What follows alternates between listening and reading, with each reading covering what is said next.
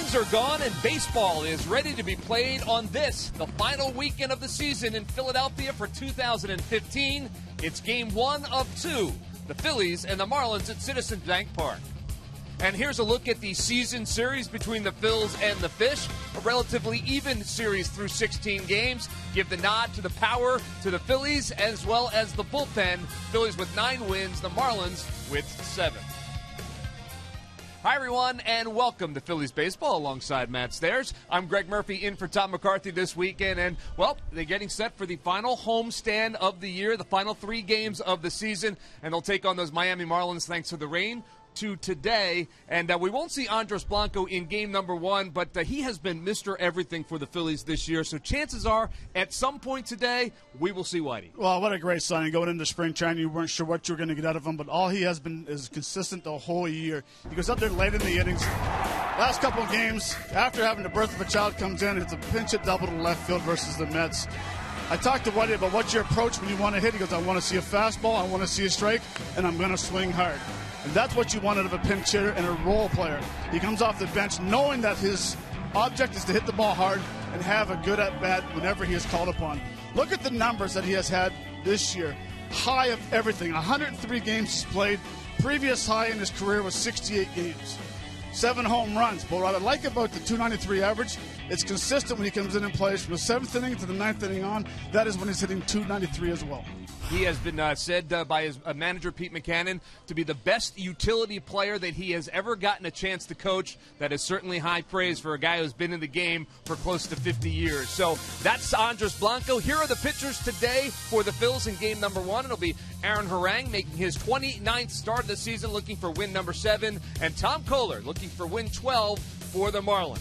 Lineups and first pitch when we come back.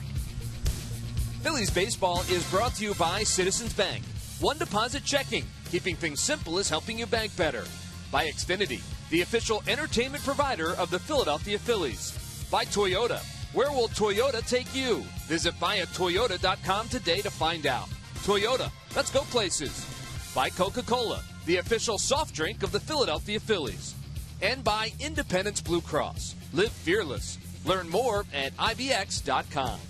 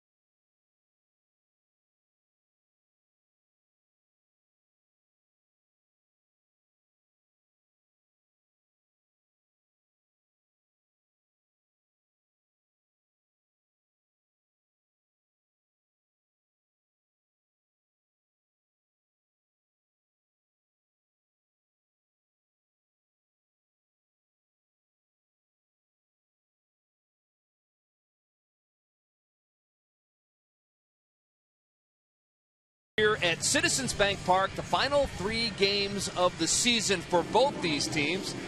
As you take a look at the Phillies dugout, the guys getting ready to take the field. The umpires still conversing over home plate as we speak. We're waiting for the Giants starter, or excuse me, the Marlins starter Tom Kohler to come out of the bullpen, make his way to the dugout, and the Phillies will take the field as a chilly afternoon here in Citizens Bank Park. Here do come the Phillies. Aaron Harang leading them out. It'll be Aaron Harang's last start, of course, of the 2015 season. Well, today's starting lineup for the Phillies is brought to you by Xfinity, the official entertainment provider of the Philadelphia Phillies. And here's the Marlins starting lineup. D. Gordon leads off and is playing second base, followed by Christian Yelich and Martin Prado. Derek Dietrich will bat fourth and play left field. Marcell Ozuna is the right fielder, batting fifth. Casey McGee will play first base, bat sixth. Catching is Jeff Mathis, followed by Donovan Solano and the pitcher Tom Kohler. And they will be facing Aaron Harang, making his 29th start of the season, looking for win number 7. He's 6-15 with an ERA of 4.86. But, Matt, he has been much better in his last couple starts after really struggling in the middle of the summer. Well, he has. He's been throwing the ball. He's been using his fastball a lot more. Check out the scouting report. It's a 5-pitch pitcher. Average velocity on his heater was 89.5. And I just mentioned this last outing he used his fastball 77.5% of the time, slider 16.9. And that is the reason why the league is hitting 229 versus his slider this year. All right, well, Aaron Harang hoping to get that last victory in his last start of the year. And in order to do that, now the Nissan keys to the game. What do you have for us, Matt? Well, key number one for me is Ruff to continue having a strong finish. He's been doing very well in September/October, so continue that. And 2, keep Gordon off the base paths. The man's got 56 stolen bases and 190-some base hits. Well, D. Gordon will lead it off for the Miami Marlins, and as you said, what a terrific season he is having. We'll talk about some of the numbers he is putting up as the first pitch from Harang sails outside. It's 1-0, and we are underway here, game 1 of 2 in Philadelphia. There you see Gordon batting .329 on the season as he fouls that one off to the left side. .329, that is good for second right now in the National League behind Bryce Harper. 2 points behind Bryce Harper coming into today's game. 1-1 pitch, line drive center field. Herrera on the run, as is Altair, and Herrera covering a lot of ground, and he makes the catch, ending up on the warning track. So he had to go a long way from center field to make the catch, but he does just that, and that's the first out of the ball game. Well, it's a very nice play, but one thing you have to look at is the flag. The wind is blowing very hard. Gordon hits his ball to left center, but watch how it tails back into Altair. You got to realize the ball is going to be going back towards the left fielder. I know the center fielder's the captain, and he wants to catch everything, but when the ball's tailing back towards the left fielder or towards the right fielder, you need to give way. Yeah, you saw in that replay, he was shaded a little bit towards left field. He started out in left center field, so it made that play a little bit easier. Well, that'll bring up Christian Yelich, the center fielder for the Marlins, batting .290, 7 home runs, 42 RBIs. 1-0 pitch to Yelich is fouled back. It's 1-1.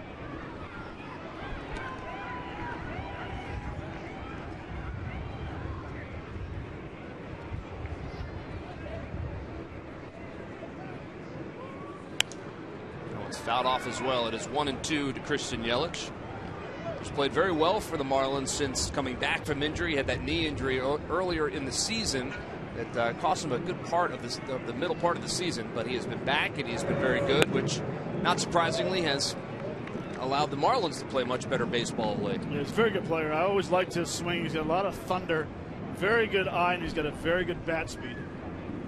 2-2 pitch is just outside for a ball. It's 3-2 now to Christian Yelich.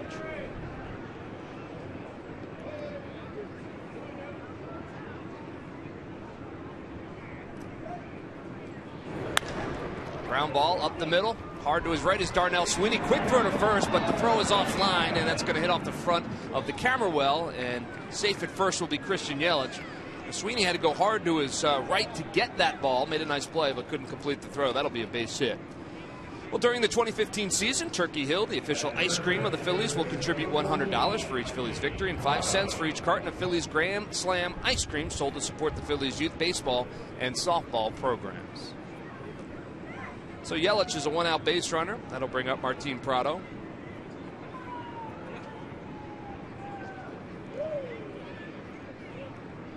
Fans braving the chilly temperatures this afternoon get a chance to see 2 ball games for the price of 1. Can't beat that.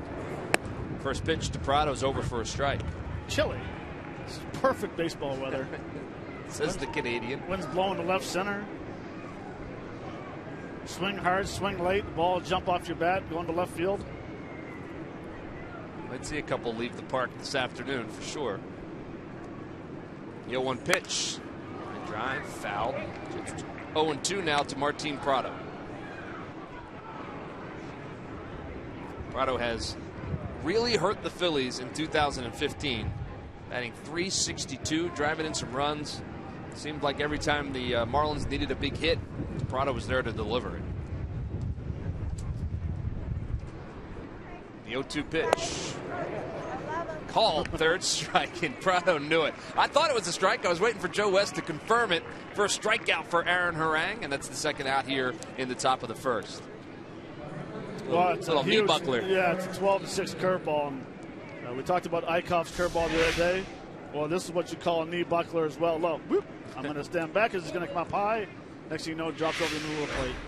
So the first strikeout of the afternoon for Aaron Harang. That'll bring up Derek Dietrich. The left fielder, throw over, chases Yelich back. Dietrich batting .261. He's got 10 home runs and 24 RBIs. 15 of those RBIs came in the month of August alone. Another one of the guys that has been swinging a hot bat late in the season for the Marlins. And he's also getting a lot of opportunities with Stanton being out still with that injury. A lot of guys have been coming in and out in left field, right field this year. Ozuna's finally back, so getting an opportunity to play and taking advantage of it. Giancarlo Stanton done for the season. He tried to come back, but couldn't come back from that hamate bone injury in his hand, so they expect that he'll be fine come spring training, but no need to push him. The Marlins not threatening the playoffs and haven't been threatening the playoffs for most of the season, so his season is done. It's a shame, too. He was working on an MVP-like season early on. 1-0 pitch is over the outside corner for a strike. It would have been interesting to see what type of numbers he would have thrown up the whole year if stayed healthy. You know, the Marlins have been a disappointment this season for sure, but you know they did lose a good part of their talent pool throughout the entire season. You've got guys like Jose Fernandez, who wasn't able to pitch at the beginning of the season, that got hurt again. Yelich was another guy, Ozuna, who struggled. This was a team that a lot of people thought would contend with the Nationals for the NL East.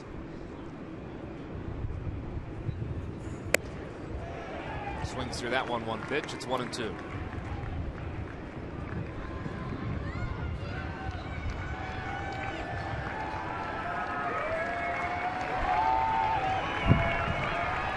Hear the wind whipping in our microphones. Flags are blowing pretty hard out there in center field. Here's the 1-2 pitch, line drive, foul.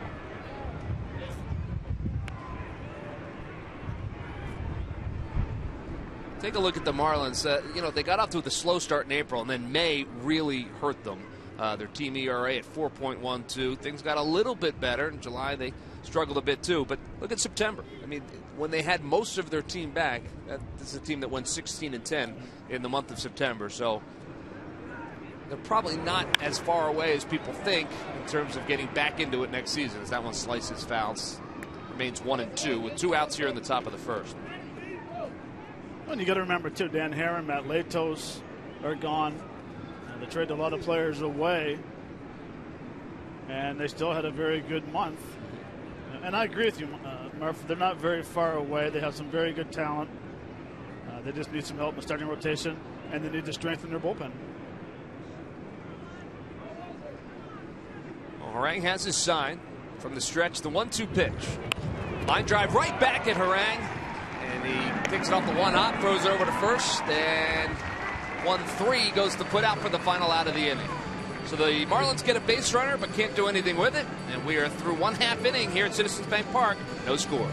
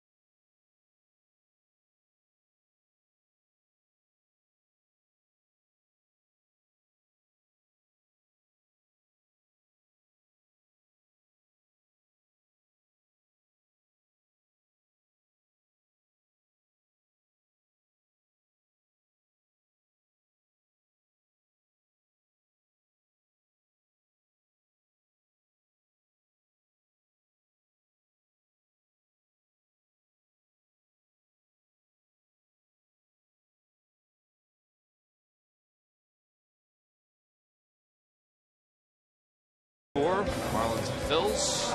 Today's starting lineup for the Phillies is brought to you by Xfinity, the official entertainment provider of the Philadelphia Phillies. Freddie Galvis will lead off, play shortstop, followed by Aaron Altair and Odubel Herrera. Darren Ruff will back cleanup and play first base. It'll be Ashe, Darnell Sweeney, Carlos Ruiz behind the plate, Brian Bogusevic out in right, and Aaron Harang batting ninth and doing the pitching. And they will be facing, for the Marlins on the hill, Tom Koehler. We'll show you his numbers in just a second. Koehler's first pitch to Freddie Galvis is high and outside for a ball. It's 1-0. Here is Koehler's getting his 32nd game, his 31st start. Numbers are pretty good, an ERA of an even 4. That pitch is a little bit low for a ball, and it is 2-0 to Freddie Galvis. Koehler's been a pretty steady guy for them in their middle of their rotation. He has. I've always been a fan of his arm. He's got a good arm. He features 4 pitches. Fastball 91 to 94. And he's 2-3 with a 4.25 ERA versus the Phillies. Freddie Galvis is working to count to 3-0 to lead this ball game off. It's the 3-0 pitch outside corner for a strike. Got to wait on Joe West. Yes, you do. And it's 3-1. I think Freddie thought he was walking down to first as well. Here you see Freddie's numbers. 265 on the season. That pitch is outside for a ball, so he walked it.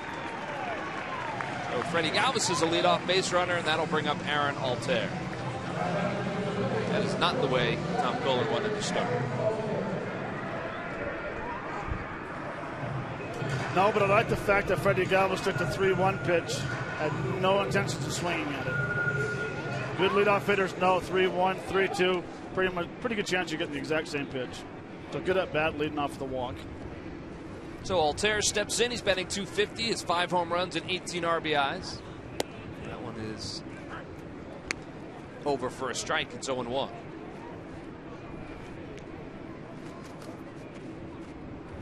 A lot of extra base hits for Aaron Altair, as we've talked about.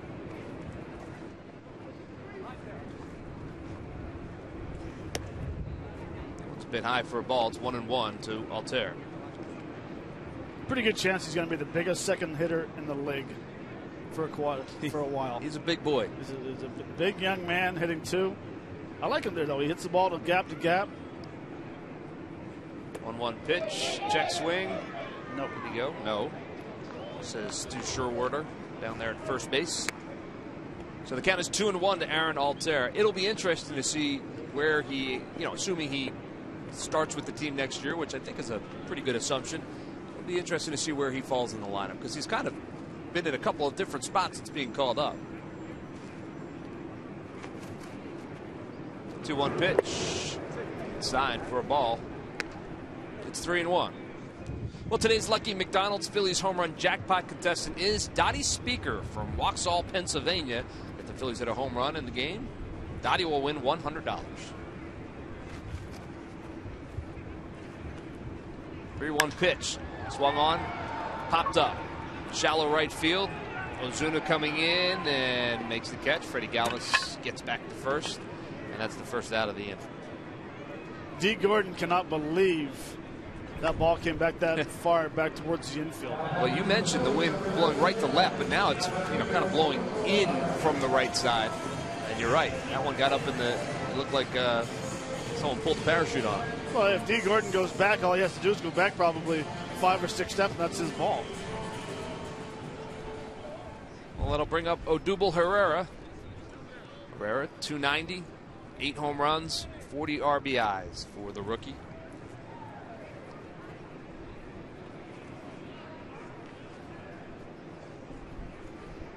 Freddie Galvis leads off first, and he's chased back.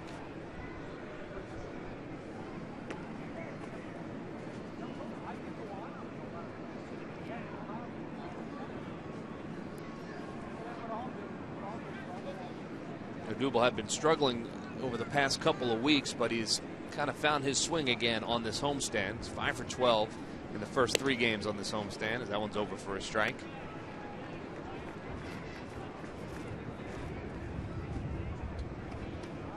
He's found his swing because he's letting the ball travel, and what I mean by is he's letting the ball get a little deeper and hitting the ball back to left field on the line, where before he was getting out in front and trying to hook everything. Galvis is on the move, and that one is hit into the gap between the shortstop and third base. And Freddie never stops at second. He's going to go all the way to third base. So a nice hit and run by the Phils. Great base running by Freddie Galvis. And the Phillies have runners on the corners with one out. Right on cue, letting the ball get deep. Letting it travel back in the zone. Does a nice job of hitting the ball on the ground. See, Freddie had a tremendous jump. And I actually think it was a straight steal because Freddie never peeked in. He had the happy feet working. Once the contact was made, he picked up knowing that the ball was hit the left field and went to third base very easily for a first and third with one out. Well, shortstop Solano was breaking towards the second base bag to cover that, and Herrera was able to put it right into the spot where he was. So nice piece of hitting as well. So runners on the corners, brings up Darren Ruff. First pitch to him is a little bit low for a ball. It's 1-0. Darren has watched his batting average creep up to 240 at this point. Been much, much more consistent getting the everyday playing time that he's been getting against righties and lefties. It's been good to see. He's got a chance here with runners on the corner. These ground ball to second base. Solano has it. That could be two. To second for one and over to first for a double play. So 6-4-3 double play gets Kohler out of a little bit of a jam here in the first inning. Phils had two base runners, couldn't push anything across, so no score after one.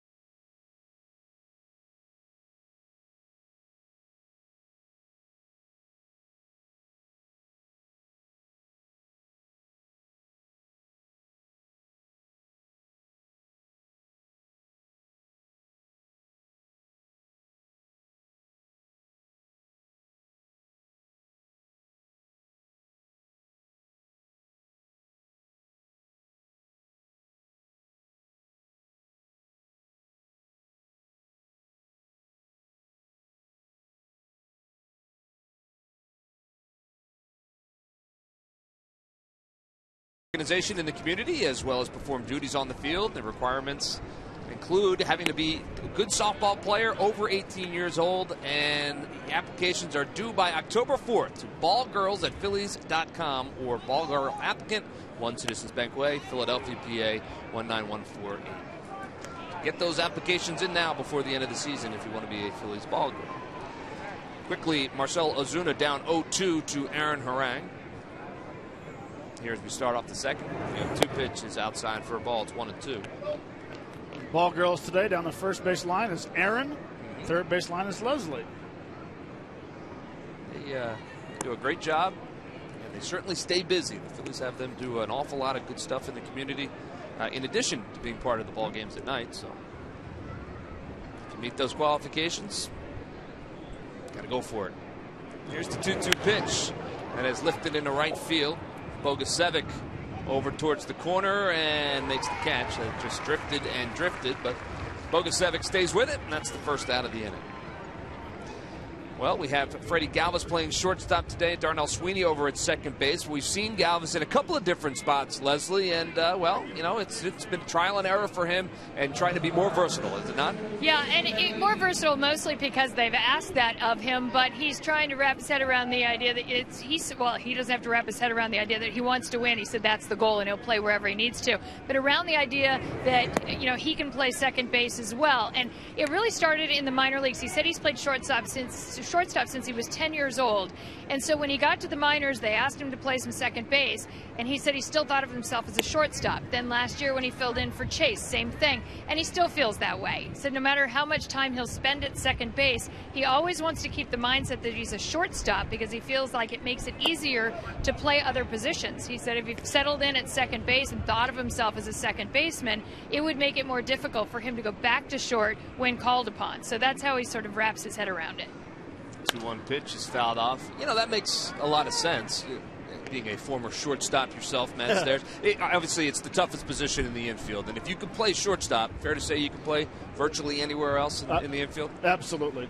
Absolutely. And I like the thought process. That one is a line drive.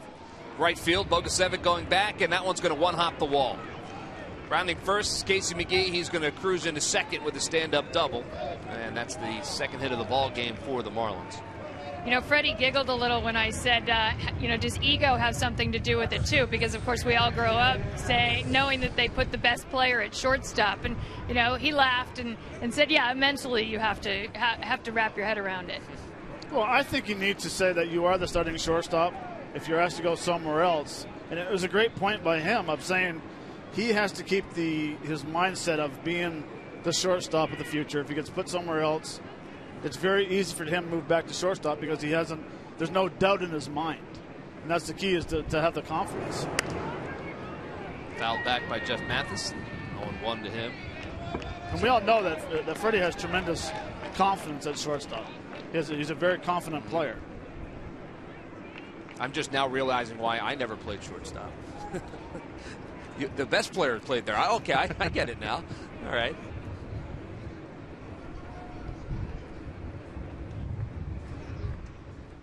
Harang is pitching from the stretch with McGee at second.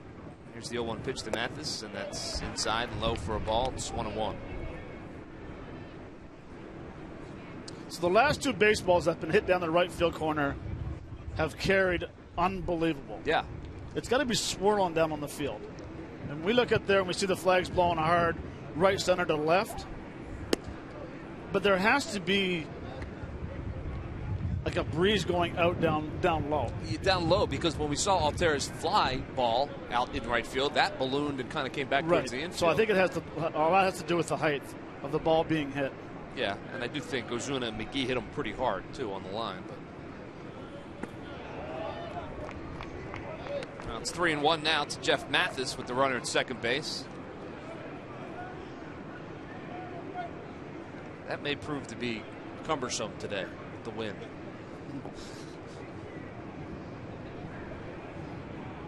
Here's the 3-1 pitch. Outside for a ball, Sherry Walker. Mathis is a base runner. Runners at first and second now with one out. That'll bring up Donovan Solano.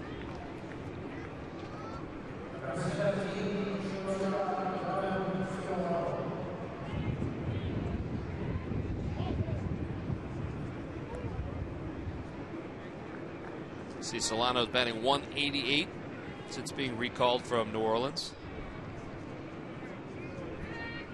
4 home runs, 7 RBIs. Getting the chance to play most of the time because Echeverria is continuing to be bugged by his injury, so he has not played in about a month. Solano getting a lot of that playing time at shortstop. 1-0 pitch. Swings through it. It's 1-1.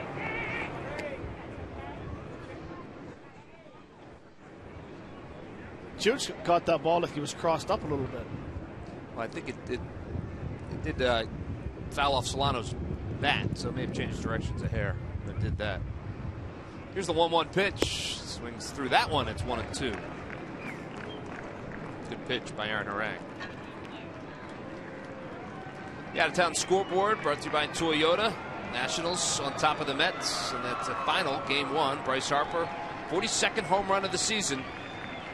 It's 3-1. It's the Mets' 4th straight loss, by the way. They lost 3 straight in Philadelphia, you'll remember. That one's in the dirt for a ball. It's 2-2. So they trail Los Angeles now, the Dodgers, by 1 game for that home field advantage in the first round of the playoffs. That's a big deal. And, the Phillies certainly did their part to make it more difficult for the Mets to get it. 2 games left to play for the Mets. Obviously, they have to win them both to have a chance. 2-2 pitch. Ground ball through the hole at second base, and up with it is Bogusevic. The runner's going to advance 1 base as the throw comes home. And Carlos Ruiz has it. It was hit very hard, and they had to wait to make sure it went through. So now bases are loaded for the pitcher, Tom Kohler.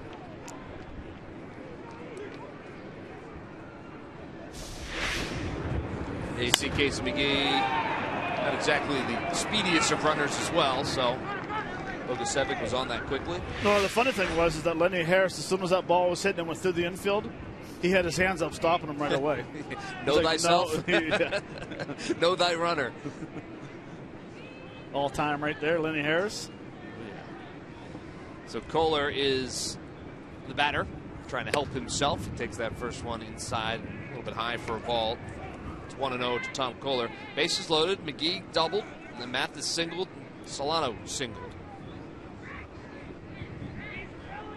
Mathis walked, and then Solano singled. That's how we got him loaded.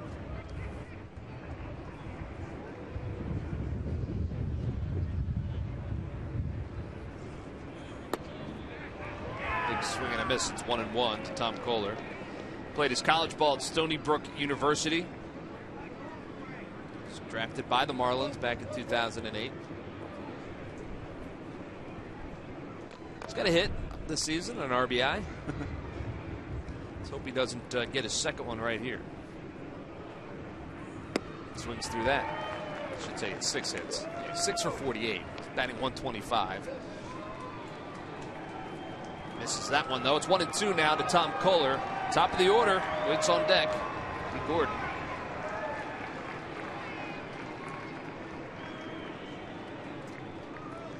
Here's the 1-2 pitch.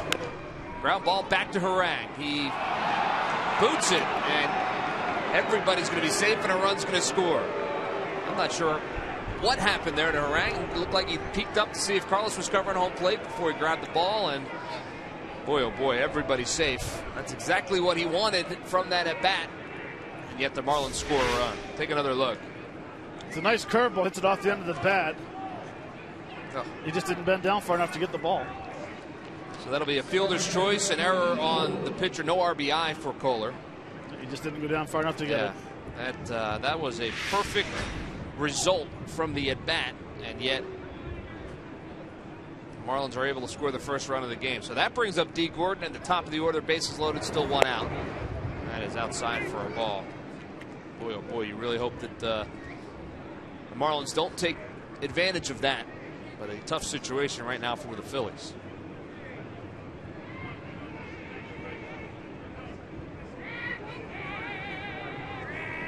1-0 pitch to Gordon. Line drive, base hit. That's going to score 1 run, and that'll be all. They'll go station to station.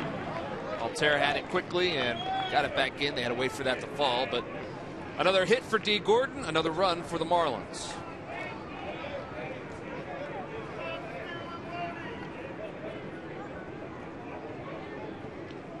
High fives for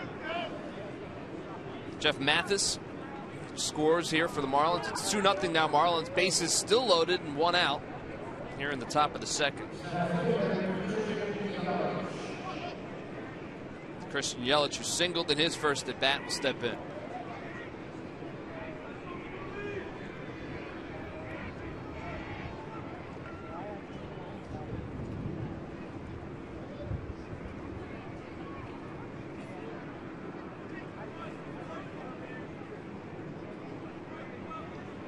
First pitch to Yelich is inside off the glove of Carlos Ruiz, but no one advances.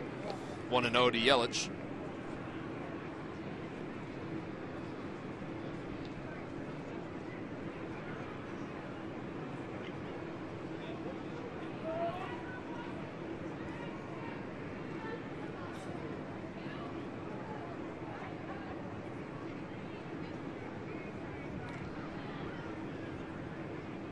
Here's the 1-0 pitch. Over for a strike. It's 1-1. It was a baseball funny game where in the first inning, Dietrich hits a missile back at him, and he picks it cleanly. And then you have the little swinging bunt out in front of home plate, and you don't make the play on it. Isn't that the truth? 1-1 pitch. Swing and a miss. It's 1-2. Strikeout here would certainly go a long way, helping Aaron Harang and the Phils get out of this inning.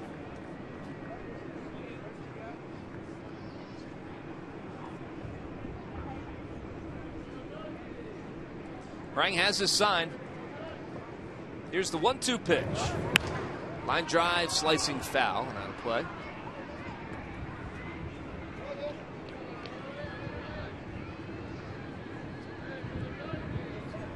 Well, we need a nice pitch down in the zone, either the changeup or a two-seam fastball to get a hard-hit ground ball for double play. Yeah, Yelich with pretty good speed coming out of the left side of the box as well. You see Harang's pitch count in the inning. Runners lead off. Pitch is outside for a ball. It's 2-2.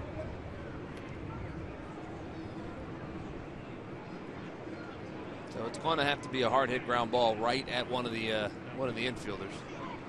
Now you can always come home, get the force out at home plate, which is what they attempted to do on Kohler. Here's the 2-2 pitch. A little bit high for a ball. It's 3-2.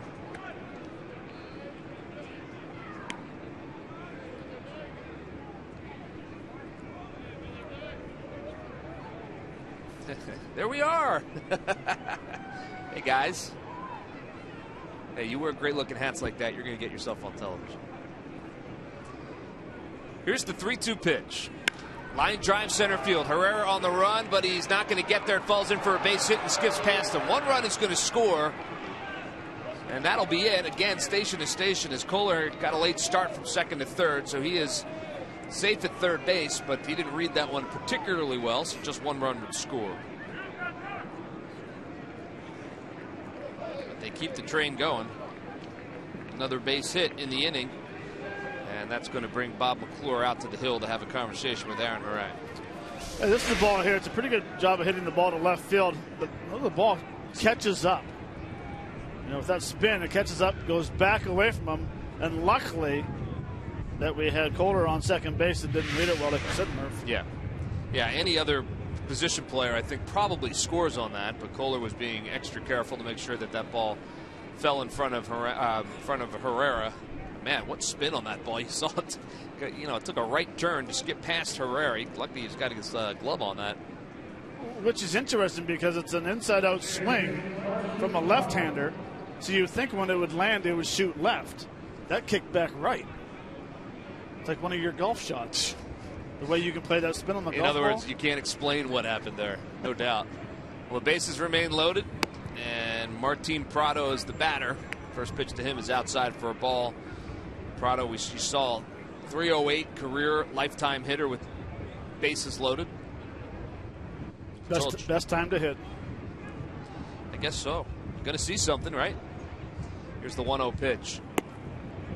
It's a bit low and outside for a ball. It's 2-0. All the pressure's on the pitcher. Especially if the pitcher can't get ahead. He's pitching behind the count. Which is the case right now. And we told you earlier, Prado has done against the Phillies this season. Here's the 2-0 pitch. Ground ball, foul. It's 2-1.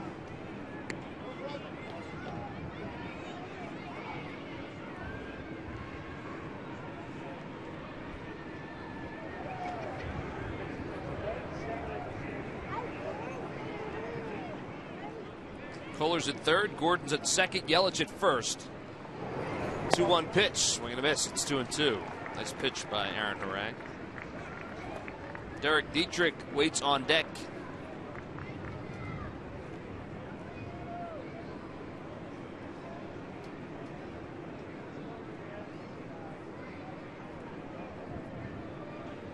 Two pitch. Outside and low for a ball. It's 3-2 now to Martin Prado.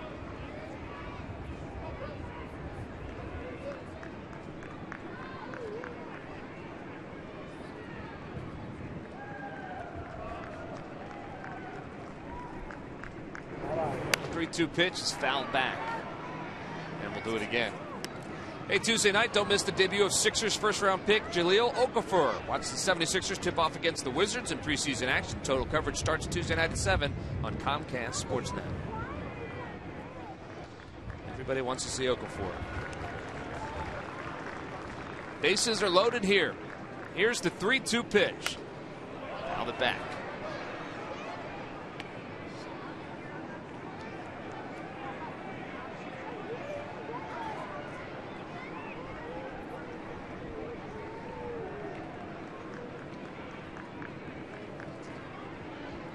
Rang has his sign. 3-2 pitch. Swung on. Fly ball down the left field line. Cody Ashley's giving chase in foul territory, and he makes the catch. No one can advance, and that's the second out of the inning. So a big out right there. Is Cody Ashley able to catch that pop up in foul territory? That was a pretty good pitch from Harang. It was a good pitch, but it was also a very nice play. Cody Ashley going with the ball. That ball's drifting away from him. You see 41 pitches. Cody stays with it. The ball keeps on going away, away, away. And again, luckily, I think the pitcher was on third base. The position player might have tried to score on that play since the momentum's going away from home plate. Well, Derek Dietrich is the batter, and the first pitch to him is over for a strike. It's 0-1. So 3 runs are across, but Harang can see himself out of it without any further damage if he can get Dietrich. Base is still loaded. 2 outs. The 9th batter of the inning is Dietrich. There's the 0-1 pitch inside for a ball. It's 1-1.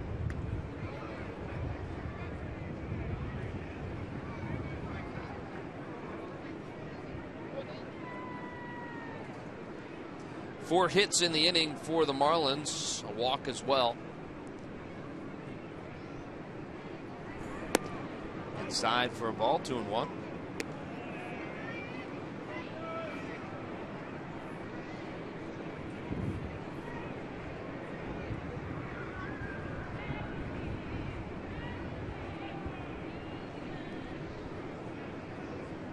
Two-one pitch. Ground ball foul. It's 2-2. Diving stop down there in the right field. Nice play by Aaron. Yeah. I like the fact that she uses 2 hands. I like the fact she does it with a smile on her face. That's a kick save and a beauty. Here's the 2-2 pitch. Now back, do it again. 2-2 with 2 outs, and the bases loaded in the second.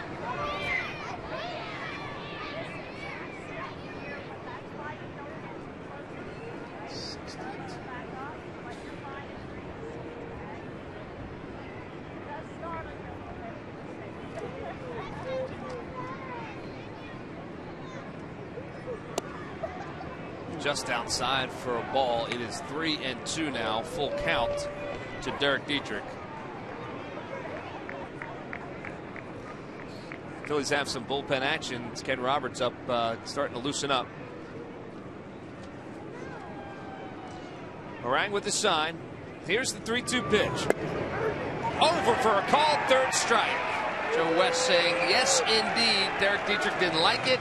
Second strikeout of the game for Aaron Harang, and he needed it there. But Phil's the Marlins put 3 runs across, 48 pitches in the inning for Aaron Harang, and we'll head to the bottom of the second. Phil's trail by 3.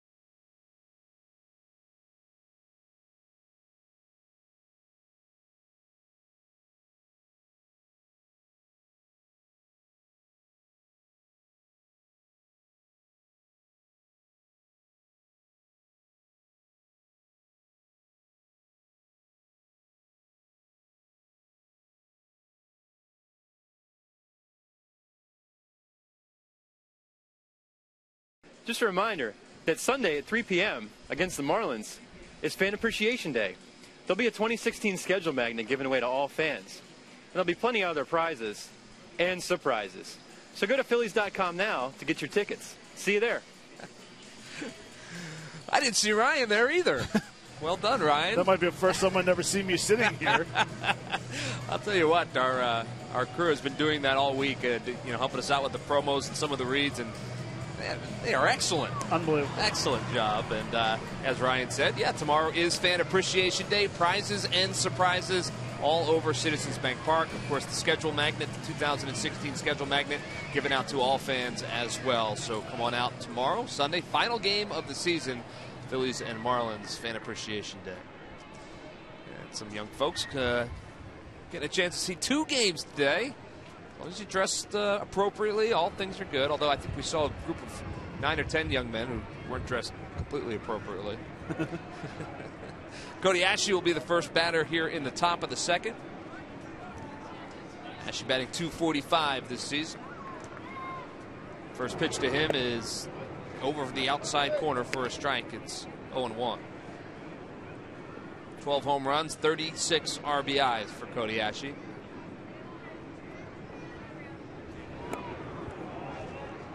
It's 0-2 now for the Phil's third baseman.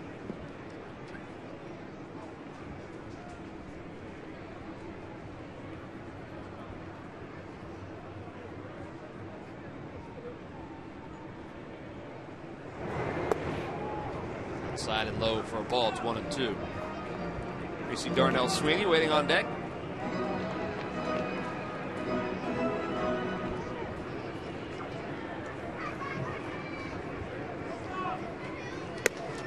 Upstairs for a ball. It's 2-2.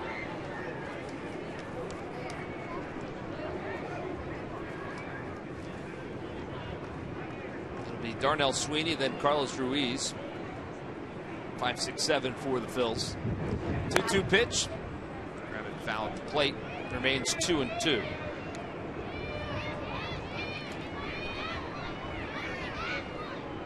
Cody, so far this inning, you've seen, this at bat, seen 5 pitches, 4 curveballs. And all of his home runs this year, he's hit 4 off the Marlins this year. All 4 have come off heaters.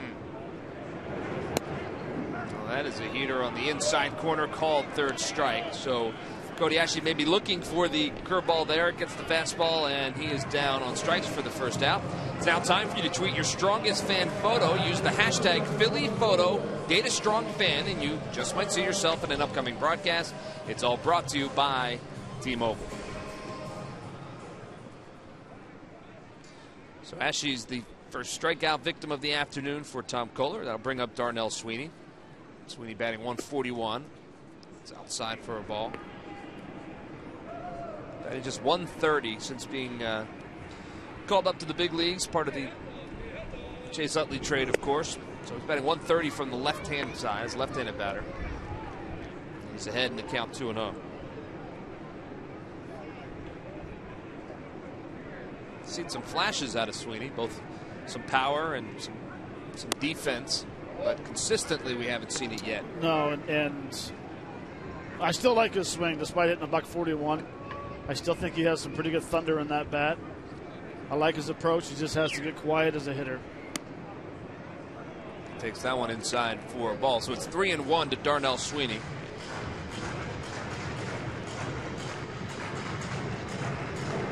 It's just a matter of how hard he lands on that front foot. And line drive left field. Going back on it is Dietrich, and it's over his head. He's not going to get it. One hops off the wall, and Sweeney's going to be in with a stand-up double. So the first extra base hit for the Phillies on the afternoon. It's a double by Darnell Sweeney. There you go. Well, and he does. He has thunder in his bat. You know, when he stays compact and quiet, he gets that foot down early like he did right there. It's good timing, better technique. He's still, the front foot still a little heavy because you can tell by the point of contact how he rolls over it, but a lot better compared to a couple days ago. And that's what I see in his bat. He has some thunder. He swings the bat well. He stays inside the ball well. Mechanically, when he stays well, he hits the ball very well. He's got those 3 home runs. He's got a lot of extra base hits. in terms of the number of hits he has, the percentage-wise, is the first pitch to Carlos Ruiz is inside and high for a ball. But he went down and got this one. Yeah, everything's good there. You see the front foot, how it just rolls over just a little bit. If he can learn how to land on the inside of his foot, he won't roll over so much, which causes the knee to take off a little bit. You want to hit with a straight leg. Carlos pops that one up to right field. Ozuna doesn't have to go very far. He makes the catch. Sweeney thinks about tagging, but you know what kind of arm Ozuna has out there in right field, so he thinks better of it. So 2 outs now, and that'll bring up Brian Bogusevic.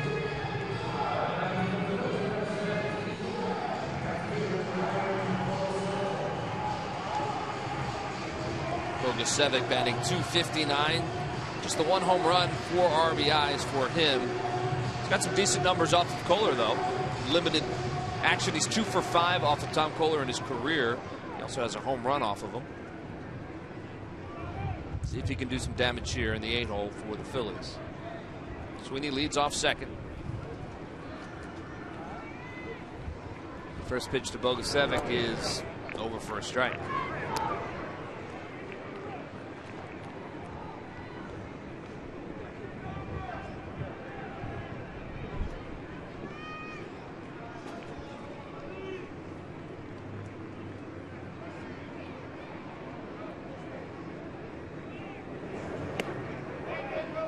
Check swing, and Joe West says, yes, you did.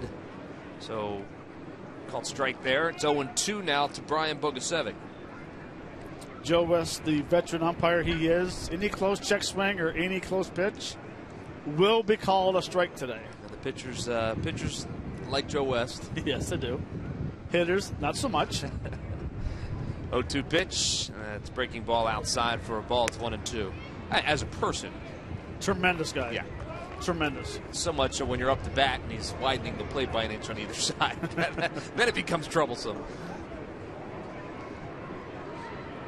If he's consistent, so be it. As a hitter, you need to make the adjustment. Kohler has his sign. Here's the 1-2 pitch. Foul ball. It remains 1-2 to Brian Bogusevic.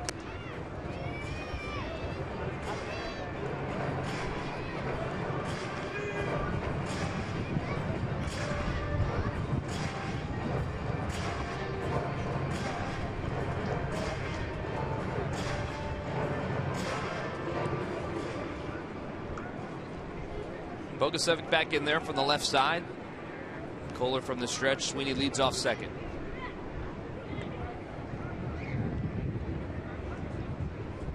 One-two pitch. High and away. It's 2-2.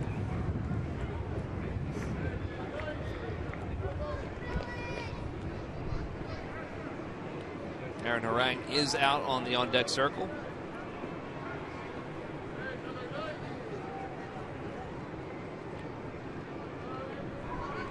2-2 pitch. Inside for a ball. It's 3-2. Ball gets away from Mathis, but Sweeney can't advance.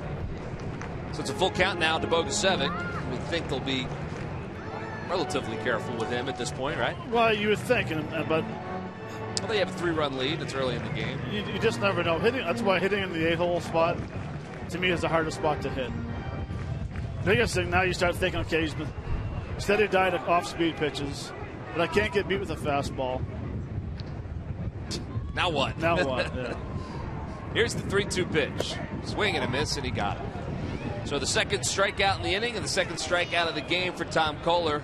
And the Phils leave a man in scoring position. We are through 2 innings here at Citizens Bank Park, and the Marlins have a 3-run lead.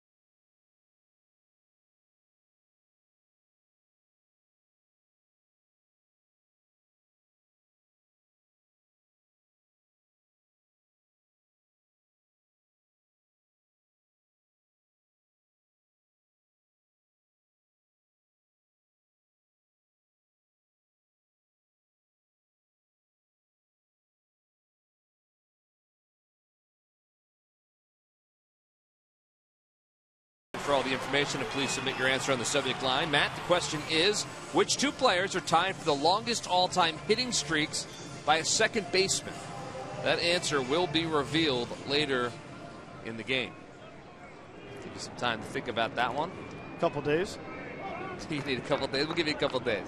While you're thinking about that, let's head downstairs to Leslie Goodell, who's with a very special guest. Yes, I am. I'm here with Aaron Nola. And Aaron, you know, we're in the best place of real estate, by the way, in the dugout, guys, because we're right in front of the heater right now.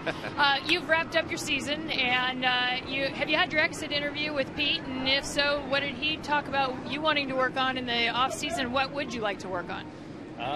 Yeah, we had the interview, but you know what I would like to work on is you know the struggles I had here and the mistakes I had here, just to keep learning from those mistakes and go into next year to spring training and you know try to capitalize on those areas. I would imagine working on your changeup is part of that as well. And where are you in the evolution of that pitch? Yeah, definitely working on my changeup. You know, that was a pitch I tried to keep on finding when I got up here, and you know, for me to have that pitch for next year is just going to open a lot more things up for me, and I definitely am going to work on that pitch a lot more. The other day, Jared Eichhoff was talking about how he enjoys sitting in the dugout when other guys are on the mound, and you two talking about what pitch would you have thrown. You know, talk about that relationship that you and Jared have developed, and the other young pitchers, and what you've learned from it. Yeah, I feel like it gets us a feel for him too, and the other pitchers also, watching the game and observing the game, and you know, telling each other what we would do and what they would do in those certain situations. And I feel like it helps us learn the game a little better, and not just you know the young pitchers, the older pitchers we like to talk to a lot, and the hitters also, and the veteran guys. It helps us stay in the game and learn a lot more. What sort of impression did you want to make when you got here, and do you feel like you've made in what you've done? Every time I stepped out on the mound, I just wanted to give it everything I had, and you know, show everybody I cared, and you know, I'd do anything to win for this team. And of course, this team is still showing great signs of life, even though, I mean, it's the end of the season. It's wet out here. It's cold. What is it that has sort of brought this team together towards the end? Because many of you are so new. I mean, we have good chemistry. A lot of older guys really took us in, and everybody on the team pretty much took us in, know his family, and welcomed us in with a good welcome when we stepped in the clubhouse for the first time. And you know, I feel like it just keeps getting better and better as the day goes on. And a lot's happened very quickly for you, from the draft to the time to where you are now. Does it feel like a bit of a whirlwind for you? It did. It definitely slowed down this past couple months, but it doesn't even feel like, you know, I played at the beginning of the season in the minor leagues. You know, my 13 starts over here with the Phillies, it went by so quick. Are you able to focus just on pitching, whereas maybe in the minor leagues you're thinking a little bit more about how you're going to get here and the things you need to do that? Yeah, it's a little easier to focus on that over here. It's more of a learning aspect for me, trying to learn as much as I can as I'm playing, and you know, I feel like that's helped a lot, and I feel like that made it go by quick. Aaron, thank you very much. I appreciate your time. Murph, earlier Pete Mackanin was saying that he told all these guys, you know what, take nothing for granted. When you come to spring training next year, you all have to earn spots. So that's what they'll all be focusing on as well. No doubt about it. As Jeff Mathis turns on that harangue pitch and deposits that about 10 rows up in left field. That's a solo shot for Jeff Mathis. And after getting the first two out of the innings relatively easy, Aaron Haranga gives up that solo shot to Mathis. So it's 4-0 now, the Marlins. Around a touch home plate. Got Ozuna to ground out to shortstop, and then Casey McGee popped up to Darren Ruff for the first two outs of the inning. But this one, Matt, well, this was a no doubt about it. Yeah, this is a curveball. Little cement mixture right over the middle of the plate. Not a whole lot of bite to it. Mathis might not be hitting very well this year, but the veteran he is does not miss that pitch. Just his second home run of the season for Mathis, and that one is turned on and driven to left field. Going back on it is Altair at the track, at the wall, and just enough room to make the catch, and that is the third out of the inning. So Solano gave that one a ride, but Altair able to pull it in just shy of the wall out there in left field. But the Marlins add another one here in the third. It's 4-0.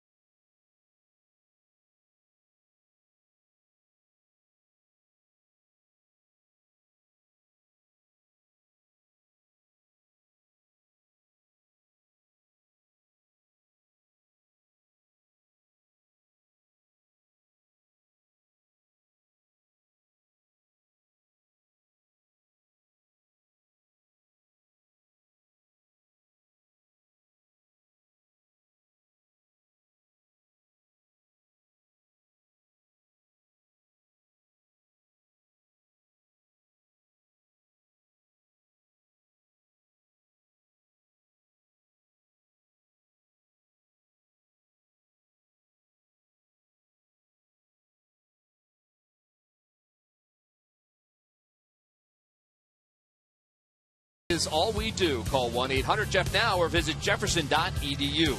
And by your Delaware Valley Honda dealers. Hurry to your local Delaware Valley Honda dealer or visit DelValHondaDealers.com. And to the bottom of the third, the Phils being blanked by the Marlins right now, 4-0. Solo shot in the top of the third by Jeff Mathis put us where we are. You see the flags at half staff today, of course, in honor of the memory of those who fell victim in Oregon and a terrible shooting in Oregon. All flags here at Citizens Bank Park and across the country at half staff today in remembrance of them. Aaron Harang is the leadoff batter for the Phils here in the bottom of the third. First pitch, fouls it back. It's 0-1.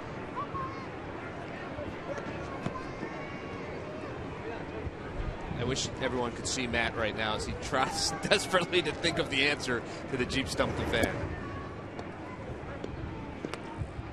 It looks like he's in pain. It's hurting a little bit. It's 0-2 now to Aaron Harang. The weather seems to have taken a turn for the worse. As Harang swings through that, Mathis picks it up. He throws it down first for the strikeout. So Aaron Harang is the first out of the inning. Leslie, is it starting to rain? It seems like it's starting to rain. We can't tell up here. It's been spritzing and it's getting a little bit heavier. Freddie Galvis was just down here warming up his bat, and I asked him what it was like out there. He said the wind is the worst part, and it is in fact swirling like you guys had suspected. And Matt, I'm sure you can tell us better than anyone what it feels like to play with an ice cold bat versus one that's warmed up. Love it. Yeah, you got to remember, Leslie, he's a Canadian, so he likes to swing like an icicle. That can't feel good to anybody if you hit that one wrong. No, that's why you don't hit it wrong. That's why, as a hitter, and I talked with Tom the other day, you become a very picky hitter. Your strength, your area, until 2 strikes. Yeah, that's a good point. You did mention that the other day. It makes a lot of sense as Freddie swings through that. It's 1-2 now to Freddie Galvis, but. Yeah, I guess you're just a little bit more selective, maybe just a tick more focused on trying to barrel one up rather than taking one off the end of the bat, which is where the pain sets in. 1-2 pitches in the dirt. It's 2-2. It's not surprising that the guy at bat now is not Canadian, nor am I, and being from Los Angeles, that we're standing closest to the heater. Yeah, well, I was looking for a space heater up here at the booth as well, so I'm with you. The count is 2-2 to Freddie Galvis. One out here in the bottom of the third. Line drive, and that's going to get down for a base hit. Smothered out there by Dietrich, but it hit the ground first, so that'll be a base hit for Freddie Galvis. Nice effort by Derek Dietrich, but unable to come up with that one. So Freddie is on board with a base hit. Second time that Freddie is a base runner here in this game. Take another look. Just under the reach. Very lucky. Yeah. The ball didn't get by him, but I guess when you have a 4-0 lead, you can kind of take that chance. Yeah, I think that's probably part of the reason that he made the attempt, because if that skips past him, Freddie's going to be running for a while, because the center fielder, Yelich, was nowhere near in position to be backing him up. So Freddie's a base runner, and Aaron Altair is the hitter. Altair popped up to the right fielder, Ozuna, back in the first inning in his only at-bat.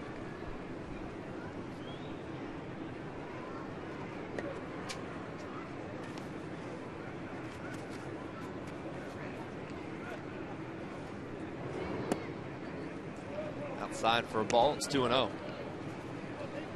And this is an area here where I like to see Altair think about in the offseason. At times, Dusone ahead in the count, take an aggressive swing. His last at bat, 3-1, he hit a weak fly ball to right. It's a good take because it's not your pitch. Look for your pitch.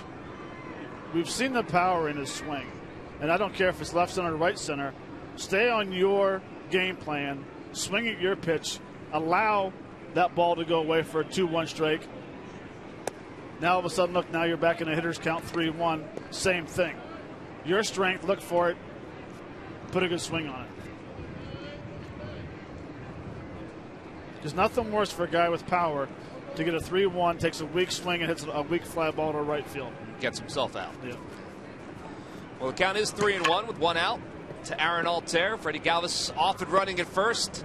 Throw down to second base is not in time. It's dropped by D. Gordon. Wasn't going to be in time anyway. As Freddie Galvis slides past the bag. It was a little bit of an awkward slide. I think Freddie's okay. Himself a second. Catch his breath. Appears to be okay. The pitch was a strike, so it's 3-2 to Aaron Altair. Freddie got a great jump. Great jump, but it almost looked like he was avoiding a collision. Yeah. And then slid. Well, he is on second base. And it's a full count to Aaron Altair. 3-2 pitch. It's low and outside for a ball, so he walked.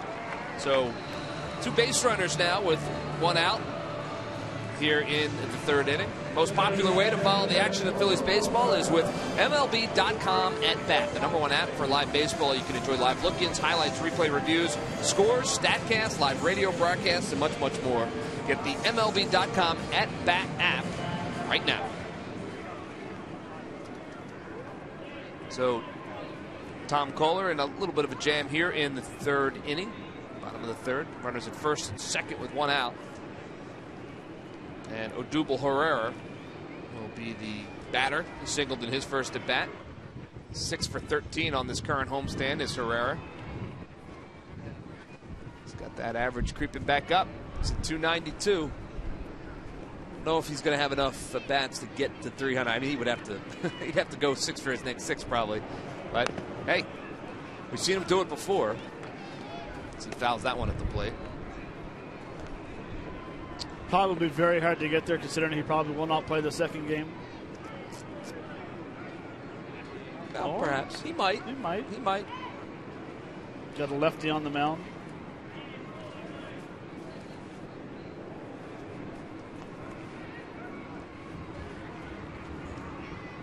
Altair and Galvis are your base runners with 1 out. Pitch to Herrera is on the outside corner for a strike. But I will tell you this is the time of year, these last 3 games, where the manager sits down and knows percentage points of your average, of what you can do and what you cannot do to go to a certain time. Yeah. You know, is Odubel hitting a 292? Is it on the higher side of 292 or is it on the lower side of 292? Here's the 0-2 pitch, and he swings through that one, strike 3. He is a strikeout victim, so that's the 2nd out of the inning, and it'll leave it up to Darren Ruff. He was totally fooled on this one. Well, the whole at bat he just wasn't picking up the curveball at all. But you usually do not see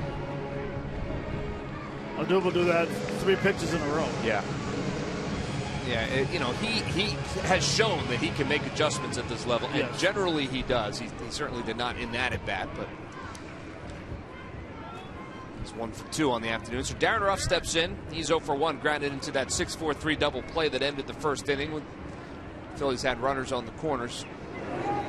So another chance for Darren Ruff to drive in some base runners.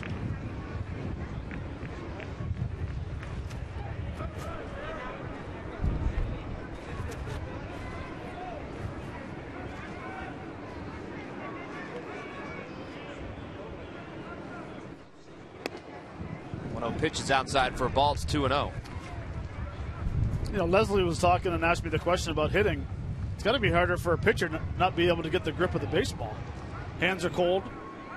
I mean, us hitters, we're little wimps. We got batting gloves on. It'd be hard to pitch with batting gloves on, I would Although imagine. we've seen Frenchie play right field with batting gloves. I'd be wearing winter gloves right now. He fouls that one out of play. To the 3rd deck. That's the easiest foul ball you're ever going to get. She waited until that came to a complete stop. She reached down and picked it up. Smart. Yeah, don't be grabbing them today. Count is 2-1 to Darren Ruff. Here's the 2-1 pitch. Just missed. It's 3-1. And Kohler wanted that pitch. He's lucky he didn't get hit off the scoreboard. It's a hanging curveball.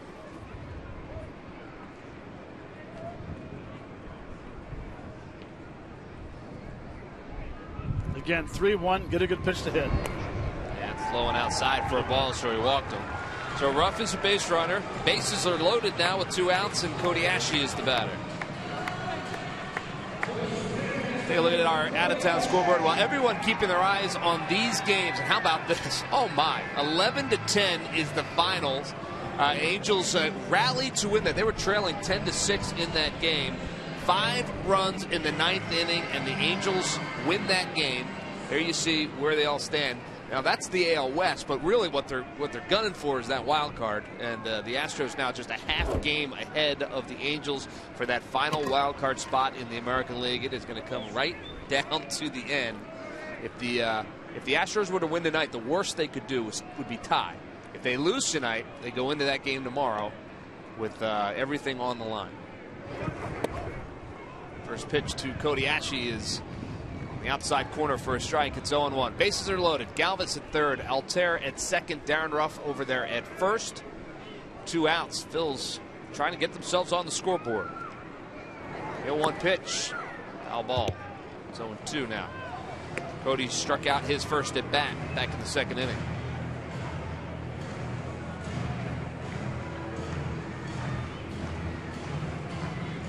Houston Astros are playing later today.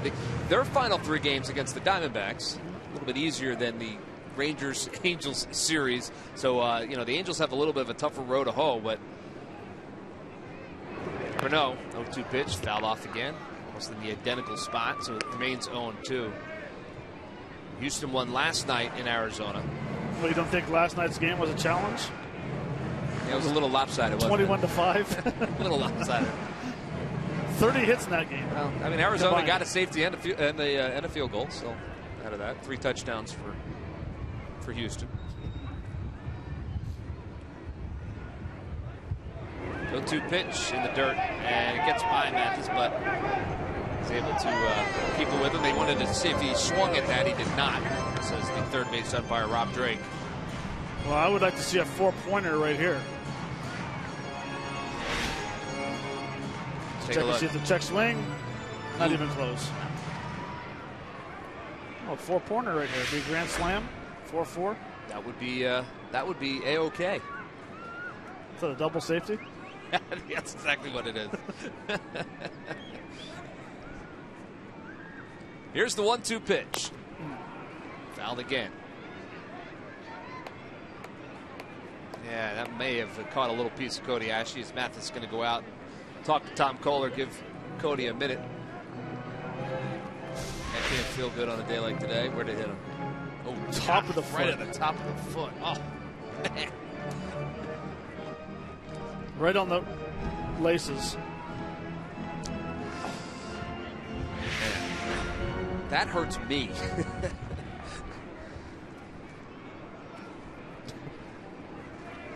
Cody steps back in. The bases loaded, 2 outs. The 1-2 pitch. Side and low for a ball. It's 2-2. Nice at bat by Cody Ashley so far. Well, I tell you this, what it does as a hitter, you foul a ball off your shin, your leg, top of your foot, your toe, whatever it is. You keep on reminding yourself to keep your hands inside the baseball and do not cast this way with your hands. Keep them in nice and tight to your body. Line drive in the gap in left center, right center field. That's going to go all the way back to the wall, one hop the wall, and runs are going to score. Ashley, round second, coming to the third. 3 runs are going to score, and it is a 3-run triple for Cody Ashley. Not your 4-pointer, Matt, but you'll take 3, right? I'll take a 3-pointer. So what an at-bat by Cody Ashley. The 7th pitch of the at-bat. He drills into right center field all the way back to the wall. No one had a chance at that, and the bases are clear. Well, and that's what we call as a hitter making an adjustment. He fouls the ball off his foot. Now he gets a pitch up in his zone. Fastball. Hand stays inside the baseball. Drives it to right center. Clears the bases for a triple. Good adjustment. Terrific at-bat by Cody Ashley, and that makes it 4-3 now here in the bottom of the third. Darnell Sweeney will step in with a chance to tie it. 2 outs. The first pitch is over for a strike. And that pain is there no more. That pain's gone from Cody Ashley's foot. He's not feeling that anymore. He'll feel it tomorrow. Oh, it's frozen already. Yeah. Good What adjustment. what a big 2-out hit for Cody Ashley. Sweeney swings at that one, and that one will find the seat. So it's 0-2 now to Darnell Sweeney. You know, Ashley got behind 0-2, fouled off a couple pitches, worked a couple more, 2-2, and able to deposit that one into right center. I think he's still feeling it, though, Matt.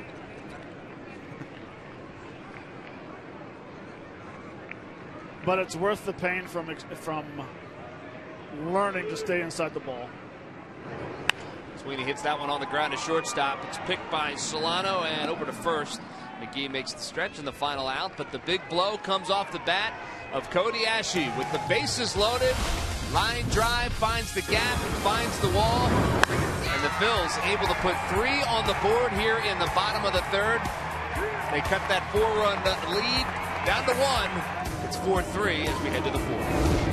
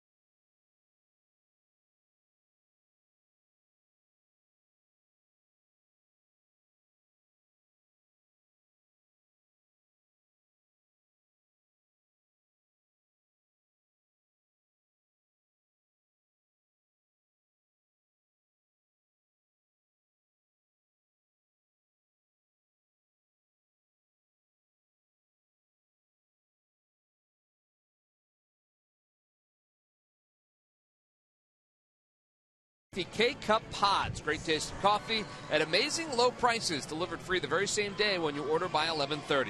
WB Mason knocks it out of the park. Who but WB? So Aaron Harang back out on the hill, and his 4-run deficit cut to 1 thanks to Cody Ashe. 4-3 here in the top of the fourth.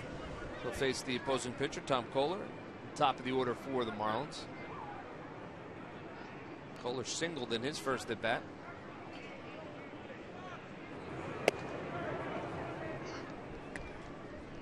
First pitch is over for a strike. It's 0-1.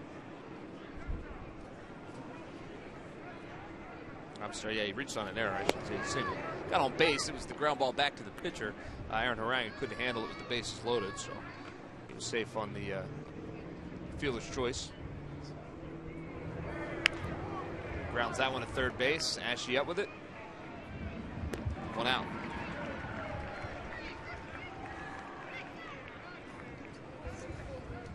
Well, your 2016 season tickets, full and partial ticket plans are available. Guaranteed locations, special season ticket holder only benefits as well.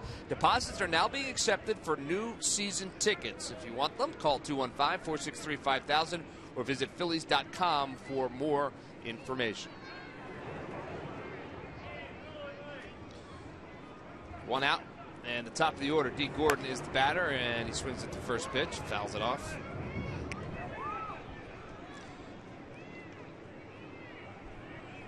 Aaron Harang looking to have a clean inning. He had 48 pitches in that second inning, Matt. Believe it or not, that is a career high for him. 48 pitches. I mean, it's a lot of pitches, but he's been around for a while. Career high for him in any inning that he's pitched. As Aaron Altair makes the catch on D. Gordon for the second out.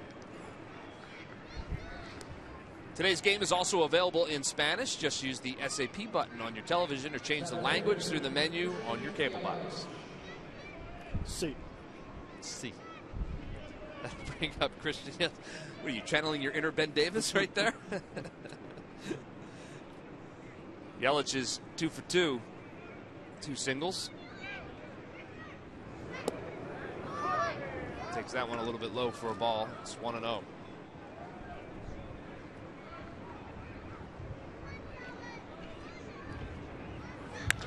And line drive, and he is 3 for 3. That one is going to be cut off by Herrera. Yelich is thinking 2, and the throw, and not in time. So Christian Yelich, some pretty nice base running, thinking 2 right out of the box.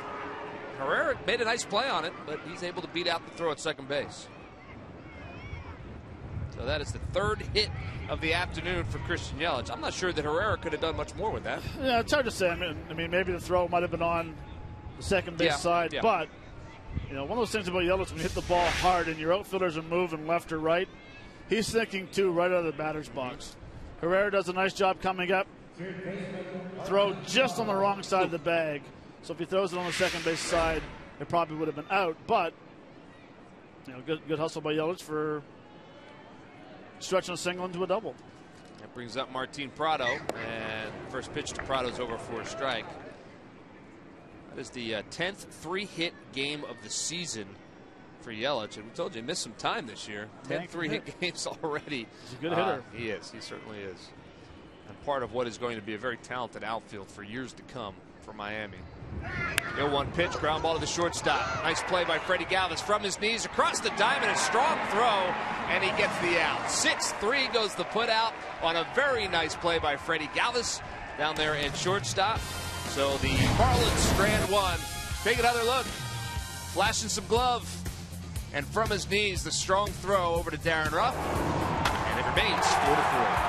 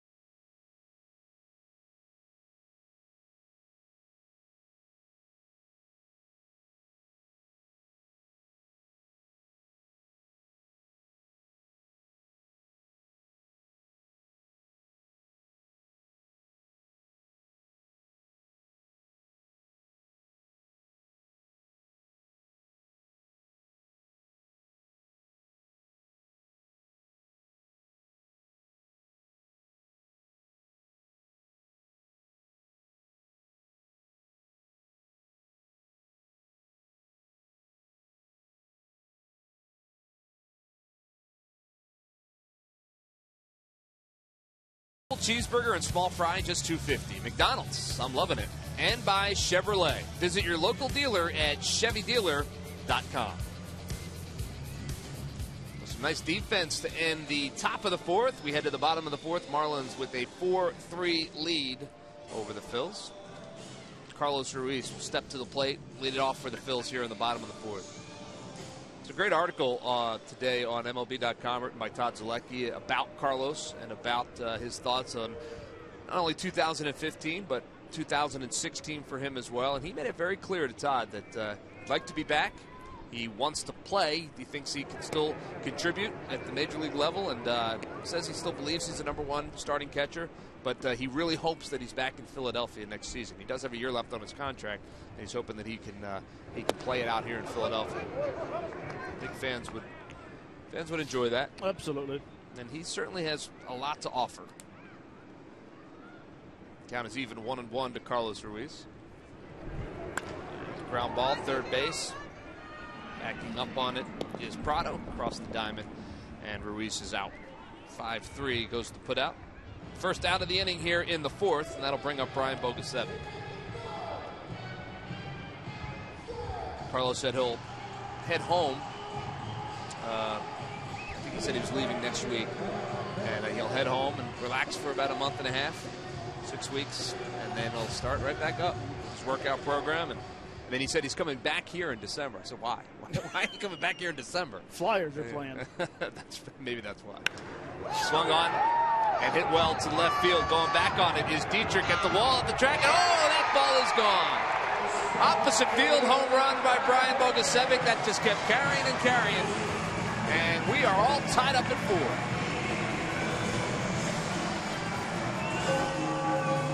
And with that home run, Dottie Speaker from Waxhaw, Pennsylvania, you've just won $100 courtesy of the McDonald's Home Run Jackpot. Congratulations, Dottie.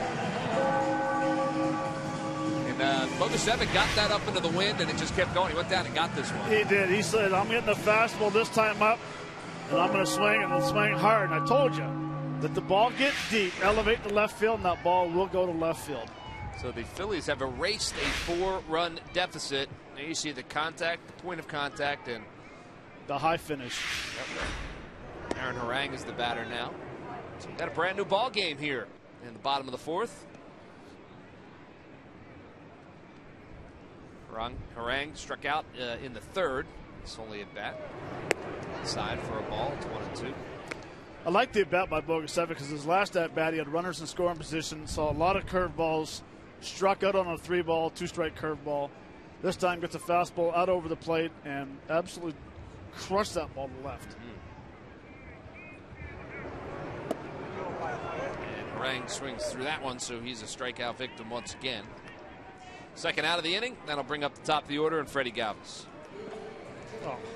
So it's time now for the Chief Stump the Fans Trivia Quiz answer. The question was, which 2 players are tied for the longest all-time hitting streaks by a second baseman? You've been thinking about this for a while. Oh, I have no idea. Well, you had a couple of guesses. Yeah, well, I had D. Gordon, and then I also had, who the other guy was? You asked about Dan Ugglas. Freddie Galvis swings through that one. I'm going to say Joe Morgan and Brett Barbary. Cue the buzzer. Okay, there is a tie to both teams. I thought your guesses were pretty good. Well, they were wrong, though. Well, they were. But I'm just trying to make you feel better, man. How can they be good when they're wrong? How about the guy that used to play second base for the Phillies until about a month and a half ago? Oh. Chase Utley, 35 games, hitting streak back in 2006, and then Luis Castillo did it for the Marlins back in 2002. So that is your answer. Log back onto thephillies.com to find out if you're the winner of a Phillies prize pack. Matt, you are not the winner of a Phillies prize pack. No, and if I would have thought a little longer or harder. I don't think you could have thought any harder. I probably could have got Chase. I would never got the second one. All right, that's fair enough. Hats off to Sang for stumping me today. And the fans, I'm sure some of them. Pitch is low and outside for a ball. It's 2-2. You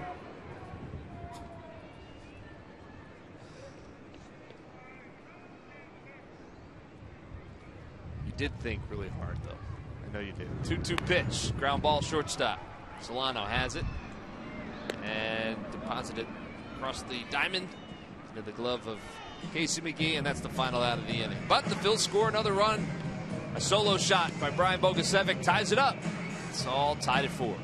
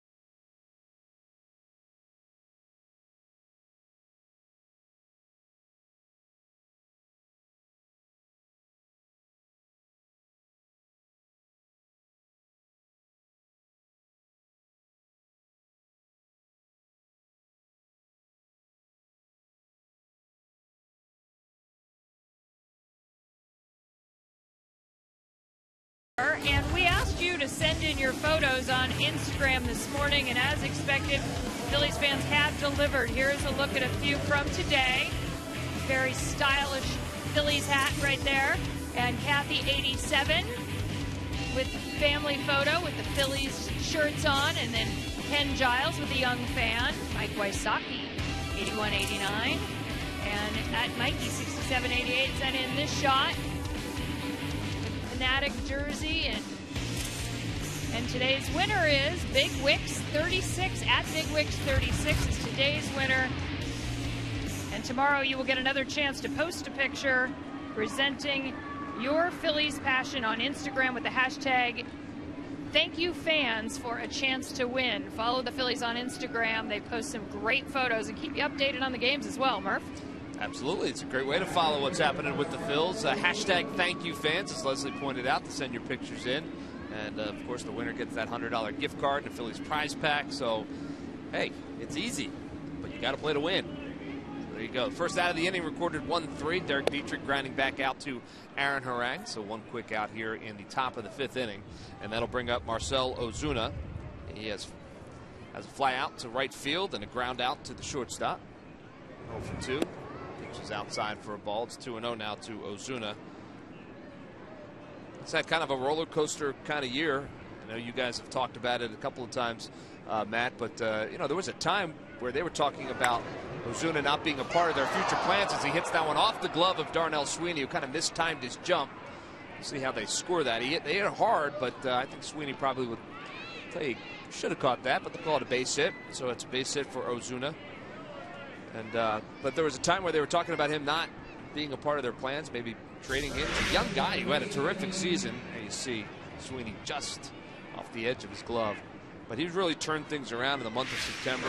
After coming back up from the minor leagues, he'd been sent down, and he's played very well for them. He's played very well. Sometimes being sent down is a wake-up call. Mm-hmm. You know, a lot of players will take things for granted. You go down to the minor leagues, realize that you do have to earn a spot in the big leagues. Makes you respect the game a little bit more. You go down to the minor leagues, you work hard, get back to the big leagues, and you start playing well again. Yeah, and his manager, Dan Jennings, you know, he said it was pretty obvious that at the beginning of this season that the rest of the league had caught up to Marcell Ozuna. They had made some adjustments, and Marcell was really struggling trying to make the adjustments back. He thinks at this point of the season he has done that, and he thinks he's got the upper hand again. He's expecting some pretty big things of him going forward. Casey McGee is the batter. He doubled and scored a run. 1 for 2. Swings at that one. He pops it out of play.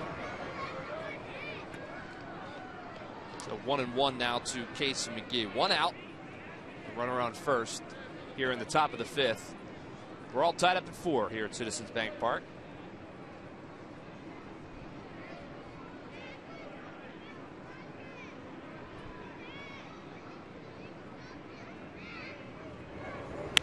One pitch, ground ball. Cody Ashley has it. Over to Sweeney for 1, and that's all they're going to get. Sweeney had a hard time getting that out of his glove, but they get the lead runner for the second out of the inning. It's going to be tough to get McGee down there at first base anyway. So 5-4 for the second out of the inning. And that'll bring up Jeff Mathis, who has been on base both times he's been up, scored 2 runs. Last time up, that solo shot to left field on a first pitch curveball. See something different? Yes. That one's in the dirt. Nice play by, as you heard, Chuchi. Someone's sitting close to a microphone. So it's 1-0 to Jeff Mathis.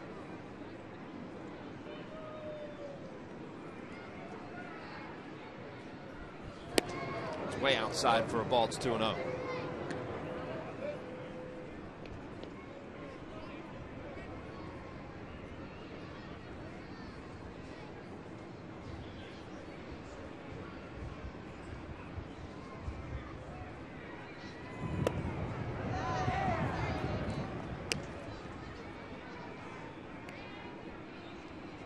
You see the pitches by inning, and that That one, second inning, stands out. 48 pitches. We told you, a career high for Aaron Harang. That's where most of the damage was done for the Marlins. 2-1 pitch. Just outside for a ball. It's 3-1 now.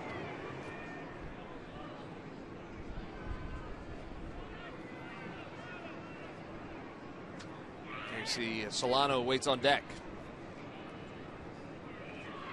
3-1 pitch to Mathis. Fouled off. 3-2. Oh. Pat Boyd tried to make a play on that. What was he thinking? That one skips down the left field line.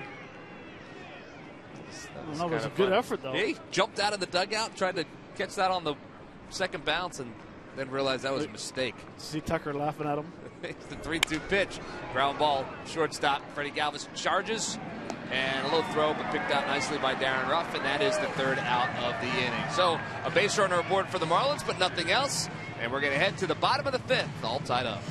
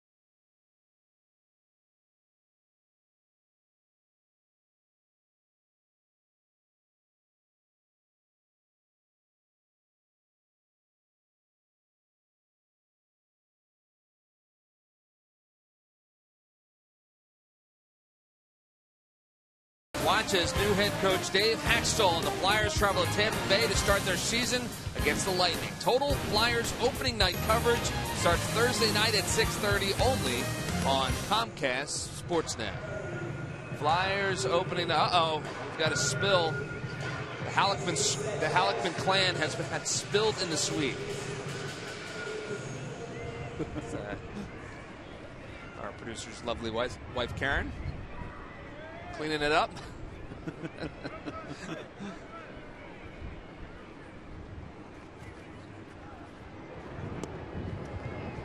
First pitch to Aaron Altair is outside for a ball. Not sure if Jeff has left the truck to help or he's still down there. I think Jeff's in the doghouse at this point. Looked like she had it under control. Here's the 2-0 pitch. And swings through that. It's 2-1.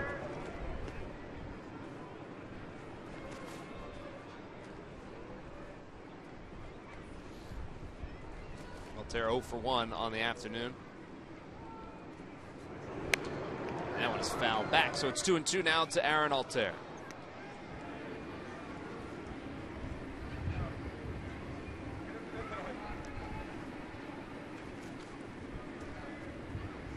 See, Ken Roberts is back up in the Phillies pen.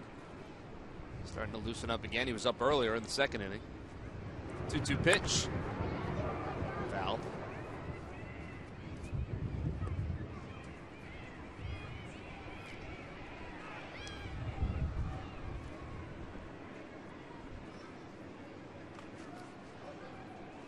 Odubel Herrera waiting on deck. The 2-2 pitch. Outside for a ball, a little bit low as well. It's 3-2 now to Aaron Altair. It'll be Altair and then Herrera and Darren Ruff. Here in the bottom of the fifth. 3-2 pitch. Ground ball. Shortstop. Solano backhands, and he can't handle it cleanly. Throw across the diamond. Not in time. It's going to be a bang-bang play anyway because Altair gets down the line so quickly. But they'll call that an error for the shortstop. E6 on Solano. He tried to pick it with the backhand and couldn't field it cleanly. You know, I agree with you, Mark. This would have been a bang-bang. The ball just goes in and rolls out of his glove, but I tell you, it's not a routine play. He's going back to his backhand. And Altair runs extremely well. But it is going to be an error because it is the big leagues, and that play should be made. Yeah, your shortstop needs to make that play. So Altair is aboard, and that'll bring up Odubel Herrera. 1 for 2. Single and a strikeout this afternoon. He takes that one in the dirt. Nice play by Mathis. Phils fell behind in this one 4-0. They have chipped away. They got 3 in the third and 1 in the fourth. They've tied it up 4-4, hoping to go ahead here in the bottom of the fifth.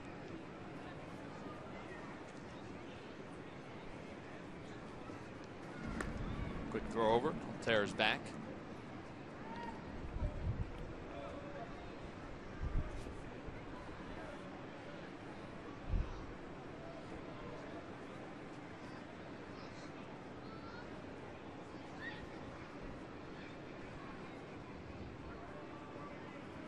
Another throw, and that skips by the first baseman McGee.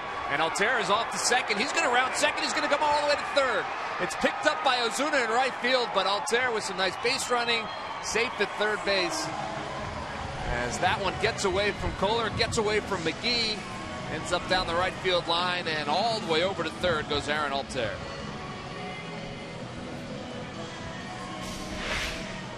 Just a little too quick with his feet, makes a bad throw behind Altair, and once that gets past him, McGee has no chance of picking that ball. And once that gets past him, the strides begin. Doesn't take very long for him to get to third base. Love watching him run the bases. I say it every time, but I just love it. You saw him. He picked up John Mizrak when he was about halfway, halfway down between first and second base. He picked him up. He knew he had third base the entire way. Nice job. So now Odubel Herrera, with a 1-1 count, has a chance to drive in a run. Just the fly ball to the outfield will get that job done.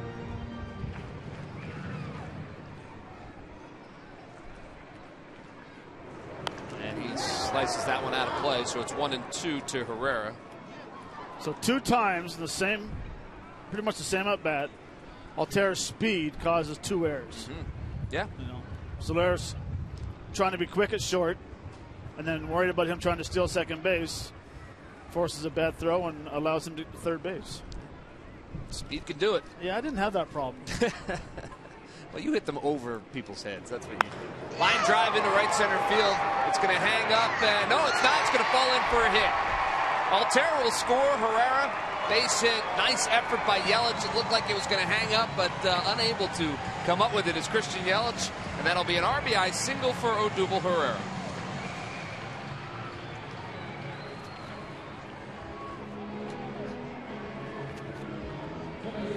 You know, he does a nice job of hitting the ball and getting a base hit.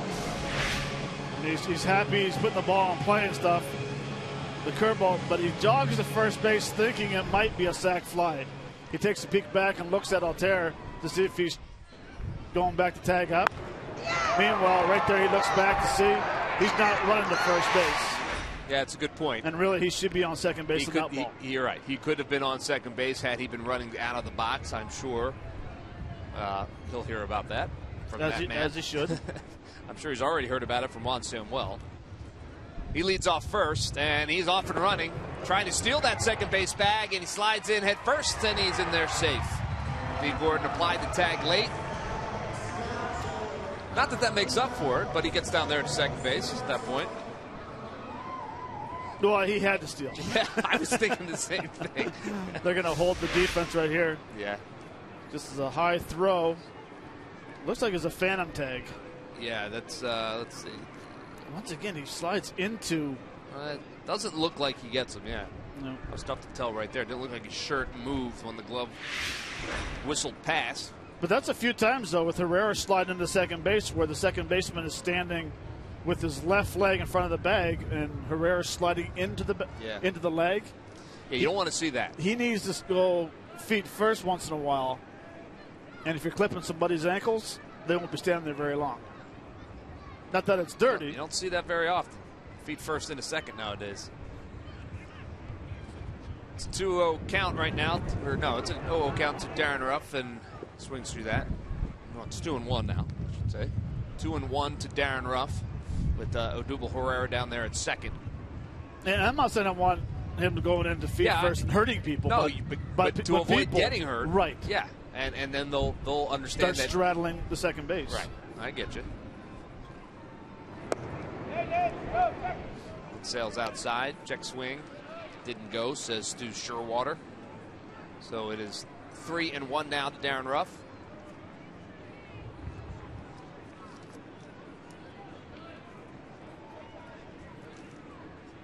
Hit a ball to right center here and do your job. Get him over, then we try to get him in with Kobayashi. And that's outside for a ball. Yep. So he walks him, and Darren Ruff heads on down to first. And that will bring up Kobayashi. Cody, of course, with the big blow in this one back in the third inning. And you see Lazo starting to warm up for Miami. Tom Kohler's got himself in a little bit of a jam. Phils have a 5-4 lead. You see the breakdown, 95 pitches for Kohler. He's got runners on first and second. Nobody out here in the bottom of the fifth. Ashley's triple last at bat scored 3 runs. Another RBI opportunity for him.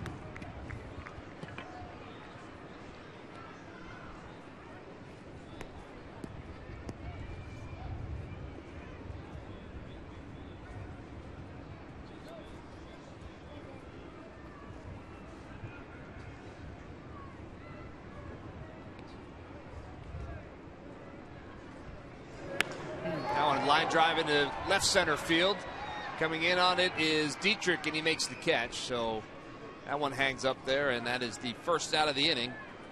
Runners will have to go back to first and second.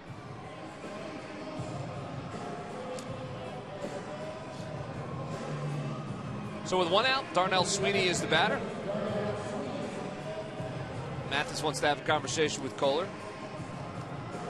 Odubel Herrera is down there at first. He singled. Stole second. Darren Ruff walked.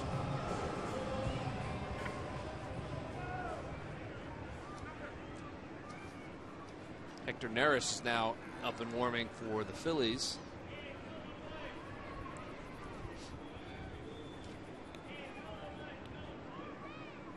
Sweeney's 1 for 2.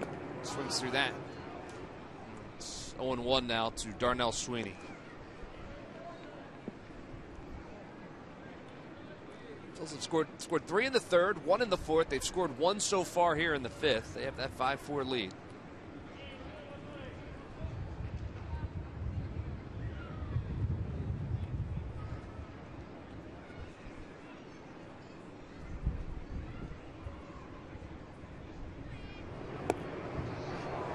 Back-to-back changeups. Haven't seen many changeups from Kohler today. Now it's 0-2 to Darnell Sweeney.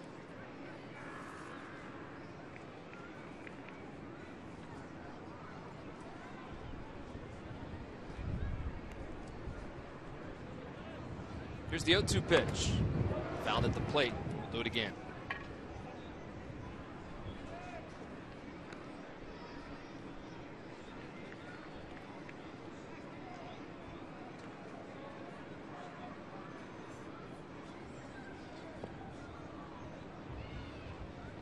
So 100 pitches for Tom Kohler today.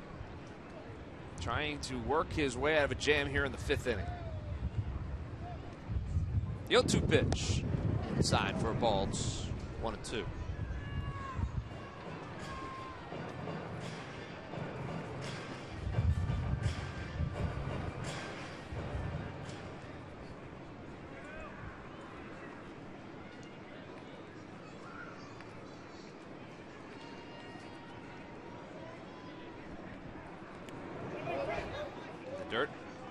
play by Mathis to keep it in front of him. And it's 2-2 now to Darnell Sweeney.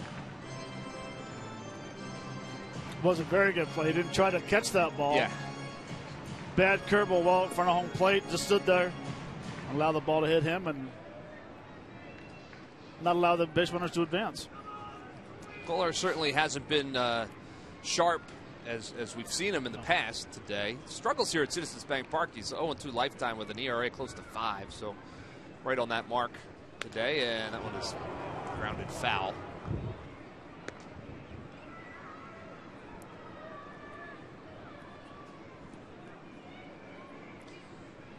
Hey, Matt, just a reminder that the Mega Millions, 55 million, Powerball, 40 million.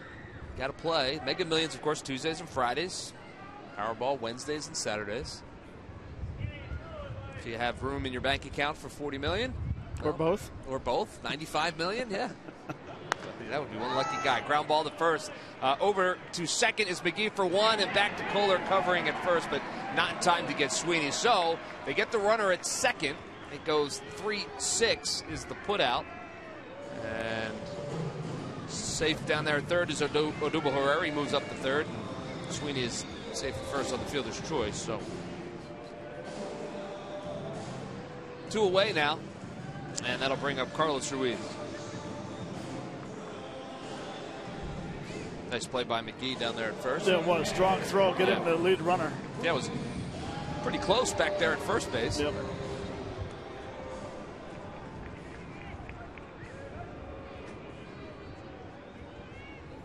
Mathis out in front of home plate, setting the play, setting the defense. With runners on the corners and 2 outs here in the bottom of the 5th. Be nice to add another run or 2 right here, and Carlos Ruiz will get the opportunity. He's 0 for 2 today. If I was Sweeney, I would go ahead and steal right now because there's no way they're going to throw through, especially with Herrera, good speed at third base. They're going to allow him to steal second base and worry about trying to get Chooch out at home. Presumably that was what Mathis was just telling his infield, that Sweeney has the lead and doesn't go. That ball's in the dirt. Now he does go. Kind of a delayed steal, and he's safe at second. So second and third now. Good heads-up play. I'm not sure he was going until he saw that ball in the dirt. It's a very good read, though. I mean, if you look at textbook read of how to read a curveball in the dirt, very nice job. Recognizing it was in the dirt and taking off. Call that a wild pitch. Tom Kohler. It's his second wild pitch of the season. On the outside corner for a strike. It's 1-1. Take a look. You can see. So not going, not going. As soon as he sees it hits the dirt, he says, all right, I'll take second. Tremendous jump. Anticipating maybe a curveball in the dirt. Sammy probably told him, hey, he bounces a lot of curveballs. Now a base hit could score 2, and that one is line foul on the right field line. And it is 1-2 now to Carlos Ruiz.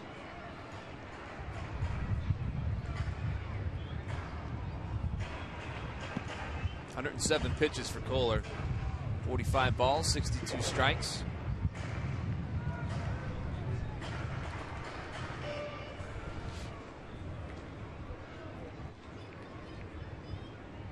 Right-handers batting .258 off of Kohler this season. Here's the 1-2 pitch, and it's a little bit low for a ball. It's 2-2. I was waiting on Joe West on that one.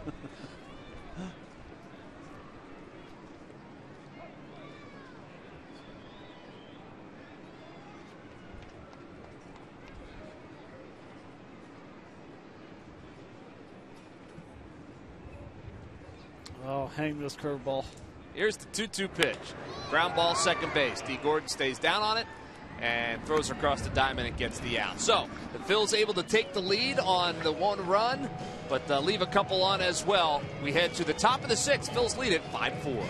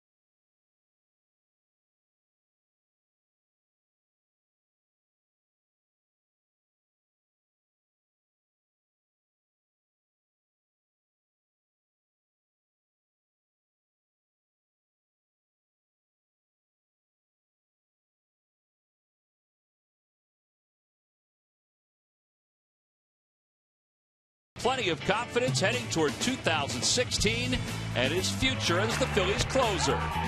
Ken Giles entered the current campaign with aspirations of solidifying a late-inning role in the Phillies bullpen. Since the trade deadline and getting the call to shut the door on a daily basis, 100-mile Giles has slammed it shut with an ERA of 0.40 and only one blemish in his save opportunities entering the final week. The closer spot is filled for the immediate future, and it's brought to you by Independence Blue Cross. Live fearless. Well, Aaron Harang is back out on the hill as we start the top of the 6th. He'll face Donovan Solano, then a pinch hitter for Tom Kohler. First pitch to Solano is over for a strike. It's 0-1.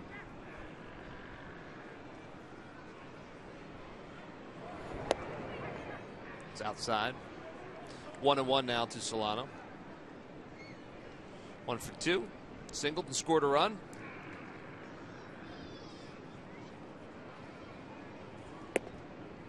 And Harang gets him swinging there. It's 1-2 now to Donovan Solano.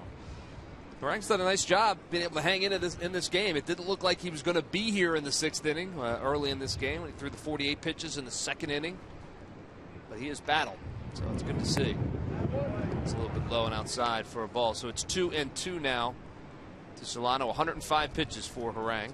Ever since the 2nd inning, he's settled down. Despite the hanging curveball for a home run to Mathis, he has made some quality pitches with his changeup, which we haven't seen a whole lot in the recent days. But his changeup's been very good today, and he's had a very good curveball. Well, the count is full to Solano. Gets his sign from the windup. The 3-2 pitch. Ground ball back up the middle. Freddie Galvis hard to his right. The spin throw, and he gets it. What a play by Freddie Galvis.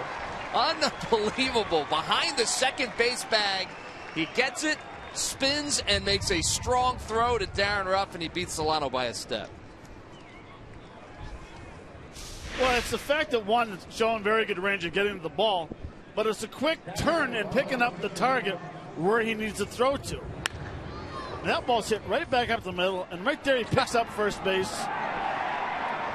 and makes a very nice play. Does he flip it to his hand? He really does. He flips it to his throwing hand, and he's able to make that strong throw. Well, great play by Freddie Galvis. 6-3 in the scorebooks, and that brings up the pinch hitter, Tomas Talis. Tomas Talis. Oh, our notes are flying out of the broadcast booth at this point, Matt. I hope that one wasn't important. It's outside for a ball, so 2-0 to Talis. Think someone will bring that back up to us? I doubt it. 2-0 pitch. Line foul. It's 2-1. I think that had our dinner order on it. You see the numbers for Talis pinch hitting.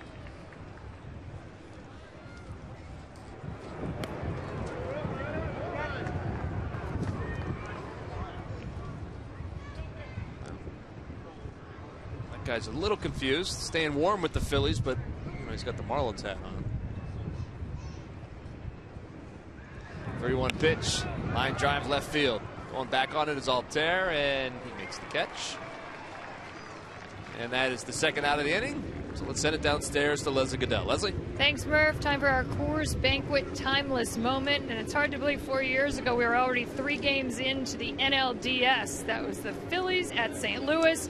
Ben Francisco's 3-run pinch hit homer in the 7th inning lifts the Phillies to a 3-2 win. Cole Hamels tosses 6 scoreless innings, and Ryan Madsen records a 5-out save as the Phillies take a 2-1 series lead. I remember the game well. I was there in St. Louis, but one person who wasn't was Jason Wirth, and he and I were talking just last week when we were in Washington, guys, about the great teams that he played on here in Philadelphia. He said, but probably the best team that the Phillies have had through this stretch was one I wasn't on in 2011. And obviously they didn't go as far as they wanted that year, but that was one great team. It certainly was. Yeah, they didn't finish where they wanted to, but they certainly gave some throws along the way. We've got a pitching change here. Aaron Harang's day is done. We'll give you all the details when we come back.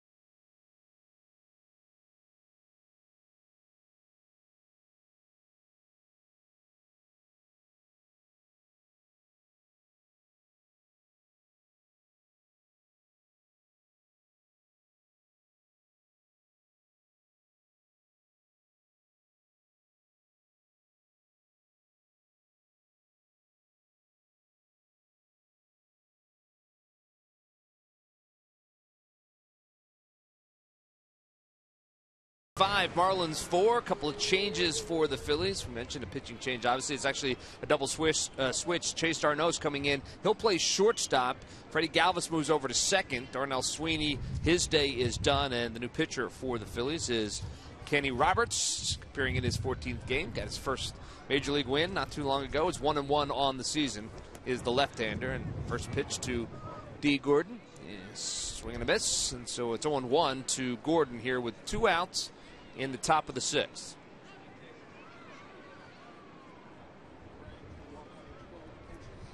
Here's the 0-1 pitch. Ground ball, and that's going to find the hole and into right field. That's a base hit for D. Gordon. So Gordon continues to hit. He's 2 for 4 on the afternoon. That'll help his quest for the National League batting title. He came in 2 points behind Bryce Harper into today's game, and Bryce Harper was 1 for 3 today, by the way. So D. Gordon does have a chance to catch him. That's his second hit of the ball game. These guys are enjoying themselves. He's now batting .330 is D. Gordon, and Bryce Harper at .331. Throw over. He's back.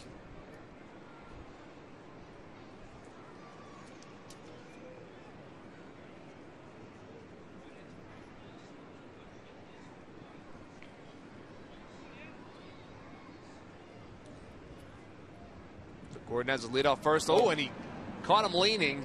He was thinking about stealing. He was thinking about stealing. We should mention that was D. Gordon's 200th hit of the season. How about that? And you know what? He's closing in on some really amazing numbers. We told you beforehand, as everybody was confused on that one. But how about this? He's got 56 stolen bases as well, and he's got a chance. If with one more stolen base, he's trying to become the first leadoff hitter to post 190-plus hits and 50-plus stolen bases in a season for the first time in club history. Not bad for a team that's been around for a couple of decades at this point. Now he's off and running, and he's got that base stolen relatively easily. That's a great jump by D. Gordon. So that is number 57. He now ties Billy Hamilton right now for the lead in the National League. Take another look. Well, there's no doubt about this one. He had an unbelievable jump. Actually, very good throw by Chooch. But here's the cool stat.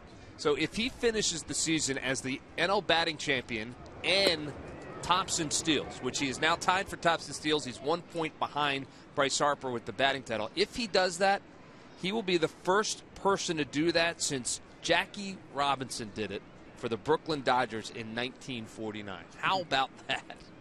That is pretty cool. That one's inside. Getting out of the way is Christian Yelich.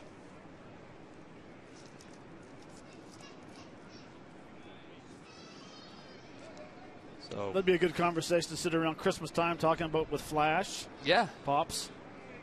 I'll say, hey, Dad, you remember Jackie Robinson, right? I did what he did. That's a pretty cool conversation. 2-1 pitch. He's off and running again, trying to steal third. The throw goes out in the left field, and that is going to be the tying run. The throw sailed on Carlos Ruiz and off the glove of Cody Ashley. Ashley didn't really have much of a chance as it hit off the tip of his glove in the left field. And, you know, we saw it with Aaron Altair. Speed causing all kinds of havoc on the base pass and with the fielders. And, well, D. Gordon does just that. A base hit, stolen base, error, and the game is tied. Yeah, another great jump. If you asked Chooch, probably would have thought about holding that ball. Kind of rushed it, sailed away from him, and Cody Ashley had almost an impossible chance to keep that ball down in front of him. Yeah. So the bases are cleared now with 2 outs. We're all tied up at 5, and the 2-2 pitch is lined up into the upper deck, and it remains 2-2. Final numbers on Aaron Harang: 5 2/3 innings, 8 hits, 4 runs, 3 of them were earned, 1 walk and 2 strikeouts, and 112 pitches. One's inside as well on Yelich, so count is full to Christian Yelich. So 3 earned runs out of the 4, but the error was his own. So there's no one to blame but himself for that one as well. But he left the game with a lead. Kenny Roberts trying to keep this game tied at this point. Line drive, base hit for Christian Yelich. His 4th base hit of the game. 3 singles and a double for Christian Yelich. And Well, Pete Buchanan's seen enough of Kenny Roberts, and he's called for the right-hander. So, we have another pitching change here at Citizens Bank Park. Phil started this inning with the 1-run lead. That has evaporated, and there's a runner down there at first as well. So a pitching change. We'll be right back.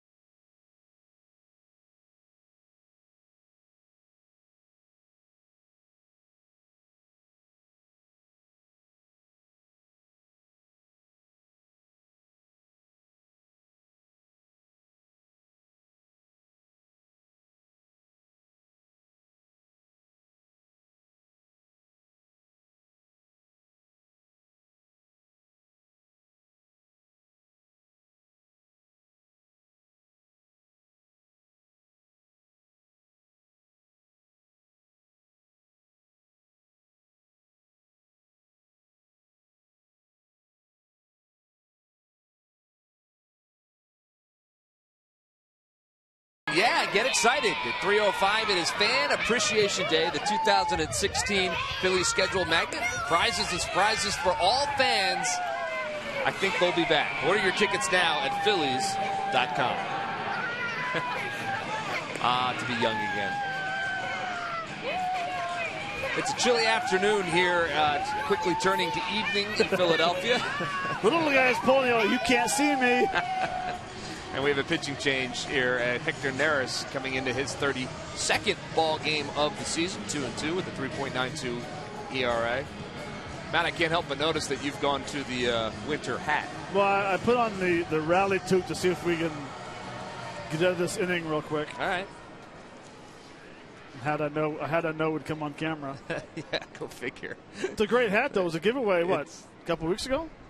Yeah. Is that the Cabrini? Yes, it is. That's the Cabrini College winter hat, or toque, as you like to call it.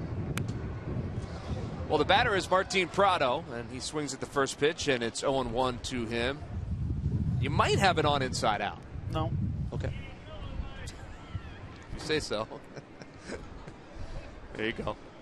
Pretty sure that's inside out, but it's 0-1 now to Martin Prado. Yelich leads off first, and Neris chases him back with the throw.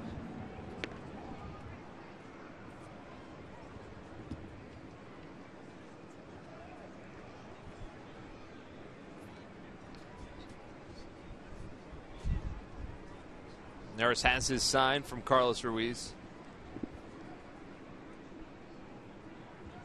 The 0-1 pitch. Going outside for a ball. It's 1-1. Murphy, you owe me an apology.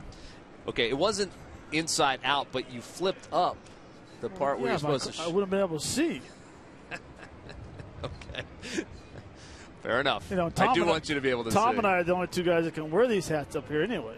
Because you and Ben are so worried about your gel hair. I am not worried about my gel hair, as you said. 1-1 pitch. Popped up. Shallow right field. In comes Brian Bogusevic, and he makes the catch. And the rally toque has worked. Nice job, Matt Stairs. That is the third out of the inning. But the Marlins, well, they were able to tie it up. It is all tied up at 5 as we head to the bottom of the 6th here in Philadelphia.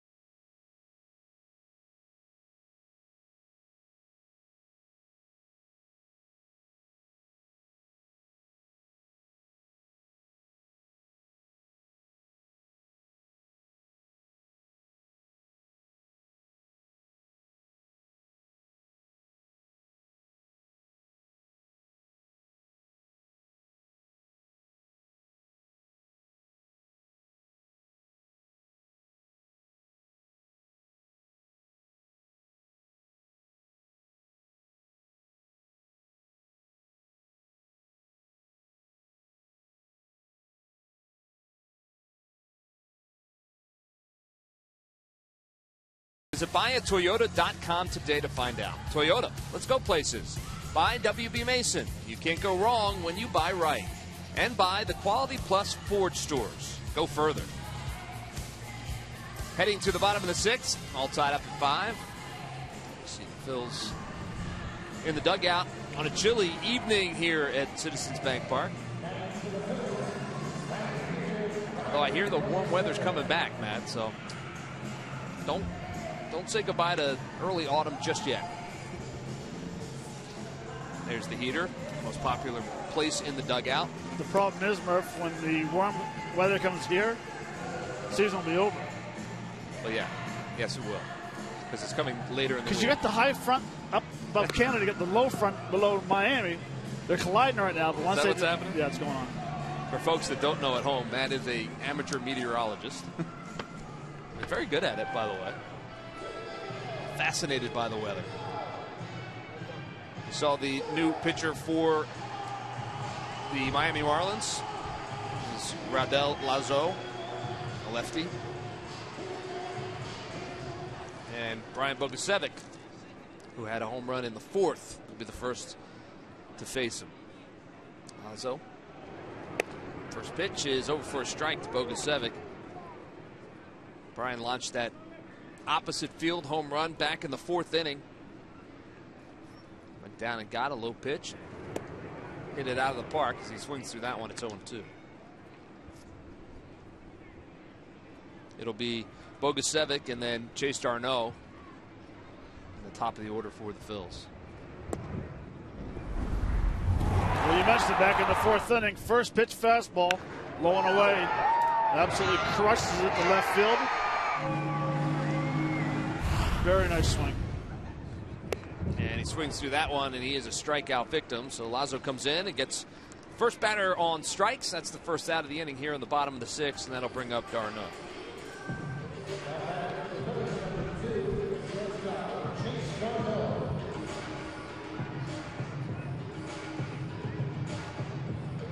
Lazo opened the season in Single-A, Jupiter, and then went up to Double-A Jacksonville for the Miami Marlins, and then was pulled up to the big leagues in September. Sails outside for a ball. It's 1-0.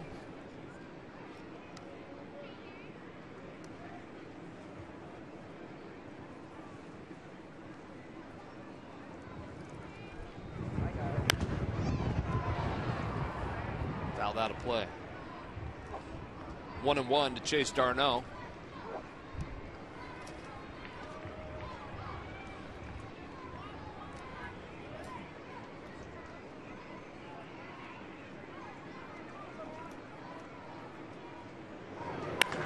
Line drive, right center field, and that one is into the gap, and no one's going to get it up against the wall.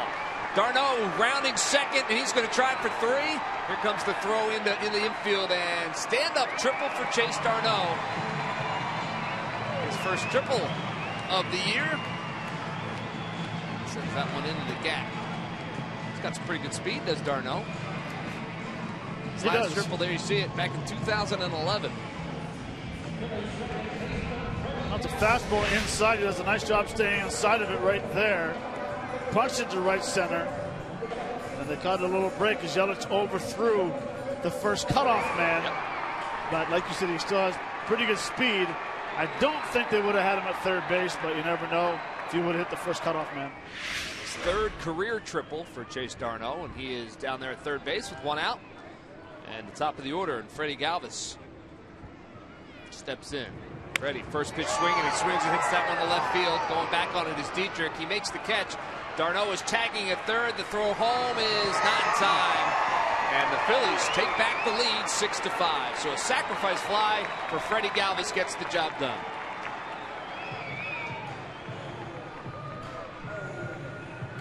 Nice job by Freddie getting a ball up in the zone. Something that he can get deep enough in the outfield. See here the pitch. It's an off-speed pitch, inner third. Does a nice job. Nice easy swing, elevates it. Actually, the play was a lot closer at home than I expected. Yeah, it was a pretty strong throw by Dietrich, but Darno was able to beat it and beat it standing up. So the Phils have a 6-5 lead. Phillies have scored in 4 straight innings. Now Aaron Altair steps in. He flied to right. He walked. He reached base on an error in his last at bat. Scored 2 runs so far, did Aaron Altair. And swings at that one. Lifts it into right field. Going over his Ozuna towards the line, but it's slicing foul. He won't have it. Although he kind of gave up on that one, didn't he? He anticipated being in the stands. Yeah. Yeah, that one was foul, but it was still in play, and Ozuna didn't really bust it over there into the right field corner. So new life for Aaron Altair. It's 2-1. Take a look. Slicing, but shuts it down right there. Yeah.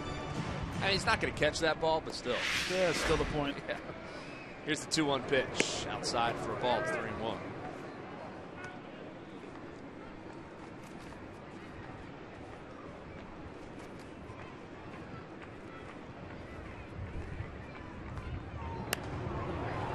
Off the hands. Foul, so it's 3-2 now to Aaron Altair with 2 outs in the bottom of the 6th. Oh, yeah. Slap everybody's hands on this cold day. Back under the blanket you go.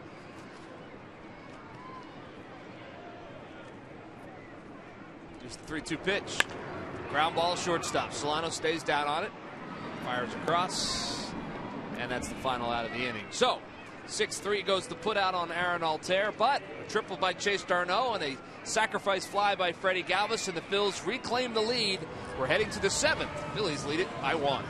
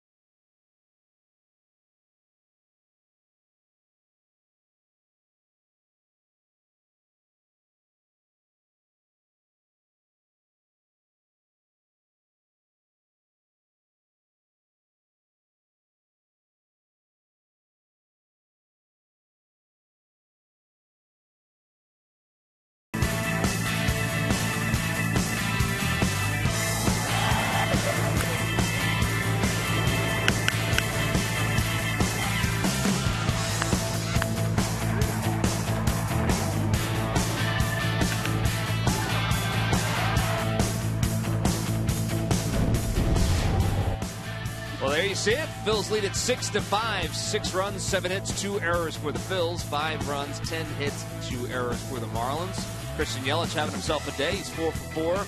Cody Ashley had the big 3-run triple to get the Phils on the board in the 3rd, and they've added 1 the next 3 innings, and that's where we stand, 6-5, as we head to the top of the 7th. And Derek Dietrich will be the leadoff hitter for the Phils, still facing Hector Neris, who's in there for the Phillies, and that is your Delaware Valley Honda dealers game summary. Let's not forget about that. Here's the 0-1 pitch. Foul ball. It's 0-2 now to Dietrich.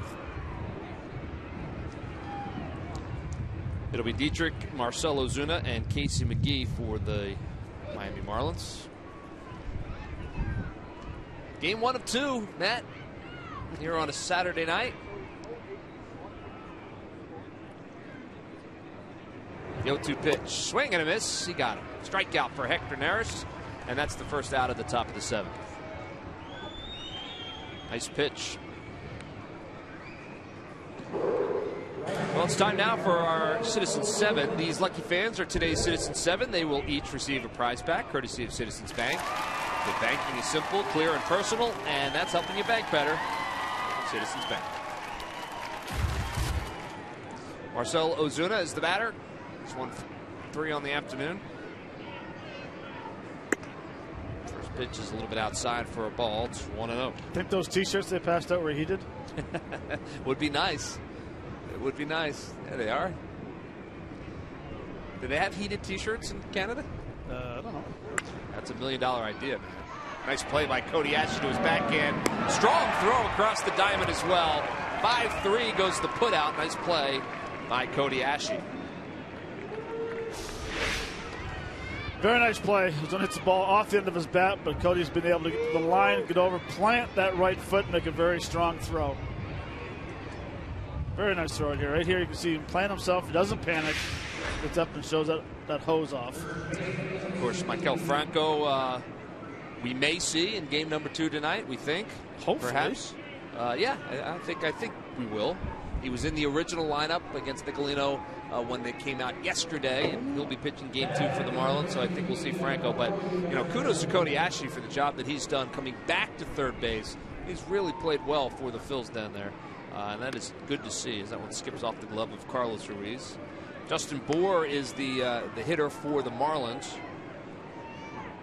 So Casey McGee is done for the day, and the lefty Bour, who can hit the ball a country mile, steps in.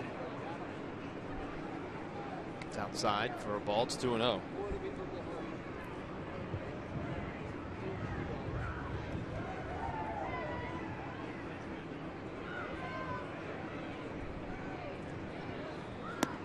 Swings through that one. It's 2-1. That's a split finger fastball that you do not know if it's going to go left or right. Dietrich struck out on a split finger that went right. That one went left. That one went straight down. That was a good one, too. Yeah, you're right. 2-2 now with 2 outs to Justin Bour. Bour, 23 home runs, 71 RBIs this year. And that's a guy that's not playing every day. He's playing a lot, but he's not playing every day. But certainly making the case to be the starting first baseman a year from now. But not tonight. He goes down swinging against Hector Neris. Some very good pitches as well. And just like that, the Phils are out of the 7th inning. They go to the bottom of the 7th with a 1-run lead.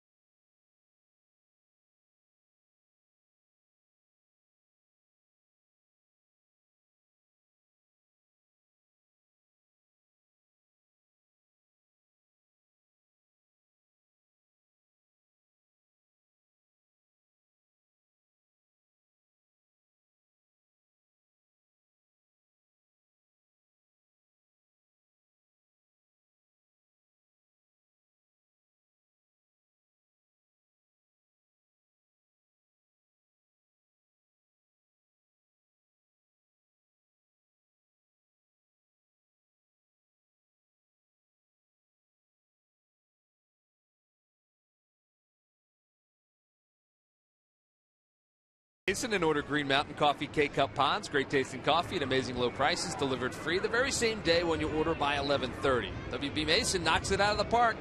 Who but WB? I should have thanked John Borg. That's what I should have done. Lazo's pitch to Odubel Herrera is a little upstairs for a ball. It's 1-0.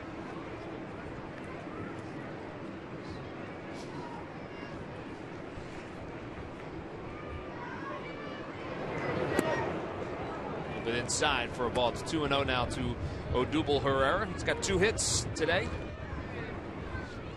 2 singles.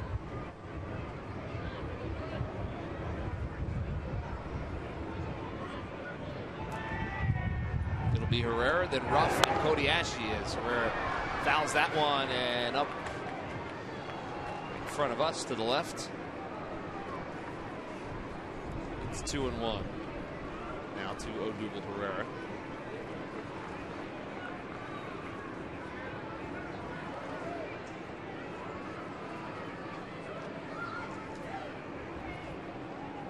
Lazo from the stretch. And it's down 3-1 to Herrera. He'll let you know when he doesn't think it's a strike. Yes. Or if it's close, like as in hitting him. Line drive left center field, and that one is going to split the gap and go all the way back to the wall. One hops the wall. Herrera going to cruise in with a double, his 3rd hit of the afternoon. So Herrera now 3 for 4. He's watching that average creep up and creep up. It's creeping. Well, he gets ahead in the count, 3-1. Just a very nice swing, good timing. Gets the ball a little deep, drives it to left center for another double. And this time he knew he was going to run the bases hard. Yeah. You know, we've seen him make some mistakes, but he generally doesn't make mistakes twice. Right. And that's a good thing to see from Odubel Herrera, as he thought about going to 3rd there when that throw went a little errant to the left. But he parks himself on second base. His 14th 3-hit game of his rookie year. Not too bad. Well, Dan Jennings had seen enough, and the Miami Marlins are making a pitching change, so Lazo's day is done. So we'll step away. The Phillies with the runner on second and a 6-5 lead.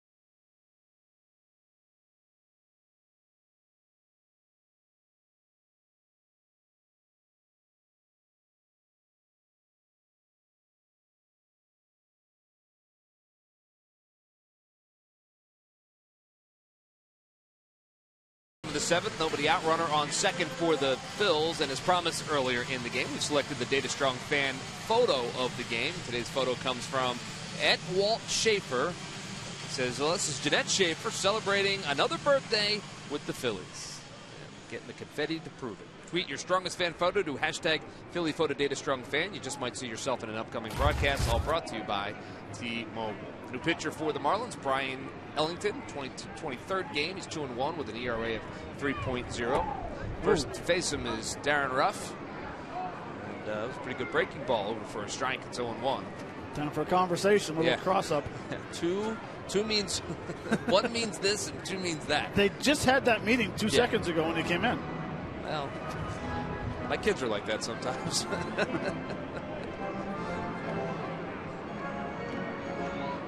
So Mathis was able to hang on, and it is 0-1 to Darren Ruff. You see, Ruff just 0 for 1, 2 walks. He scored a run earlier in this game. Herrera leads off second.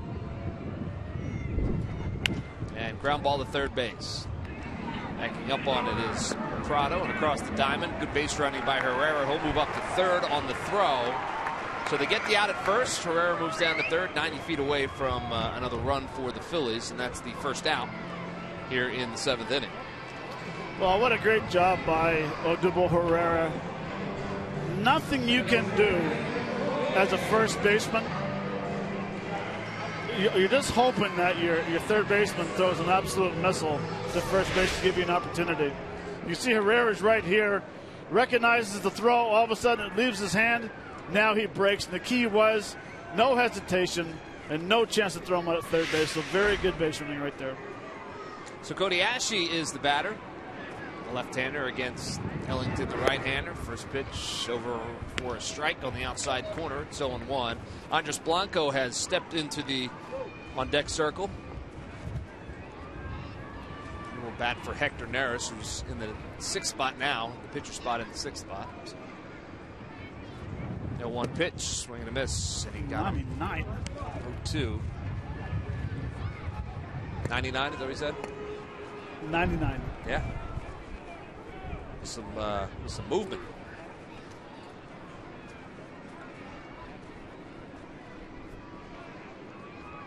So he's ahead of Cody Ashe, 0-2. Here's the 0-2 pitch.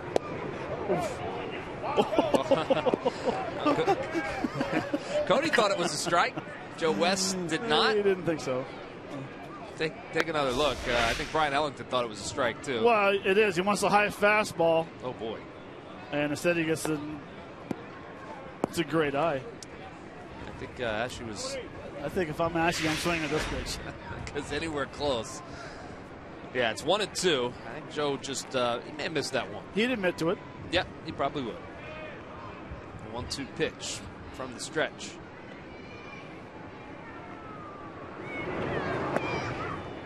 Outside for a ball, so it's 2-2 now to Ashe.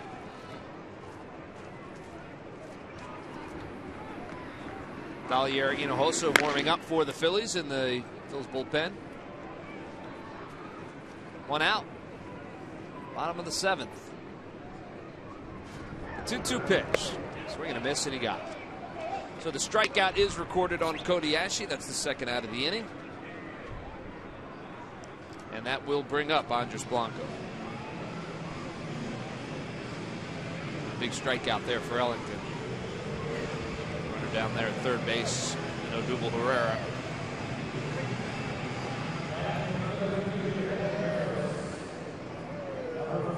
It's a pretty good seat right there. The Diamond Club. Here's the new Papa, Andres Blanco. We talked about him in the opening of the show today, about how versatile he has been for the Phillies. And he's up in a big spot here as a pinch hitter. First one is outside and high for a ball. It's 1-0.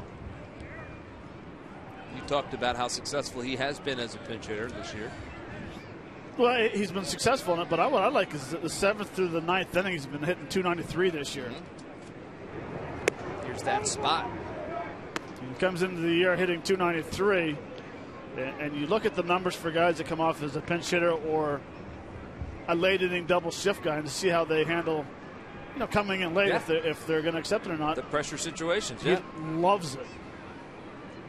He's got the count in his favor, 2-0, and he takes that one a bit high for a ball, so it's 3-0 now to Blanco. Guessing he's watching the next one. What do you think? That's a good question. Yeah. Well, we'll he looks out. awful cold, so I'm saying he's taking it. 3-0 pitch. Outside for a ball. He walked him, so walked him on 4 pitches. And Blanco is a base runner. Runners on the corners now for the Phils, and that'll bring up the catcher, Carlos Ruiz.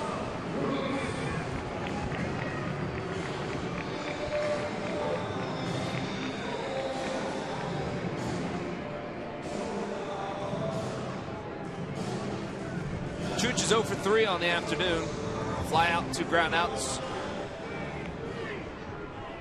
Base hit here would give the Phils a little bit of breathing room.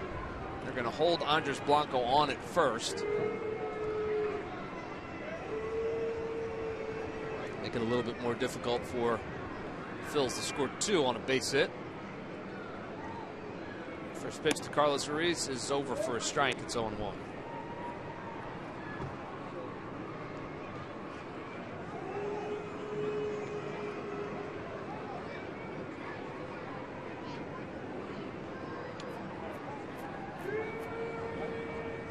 Time is called.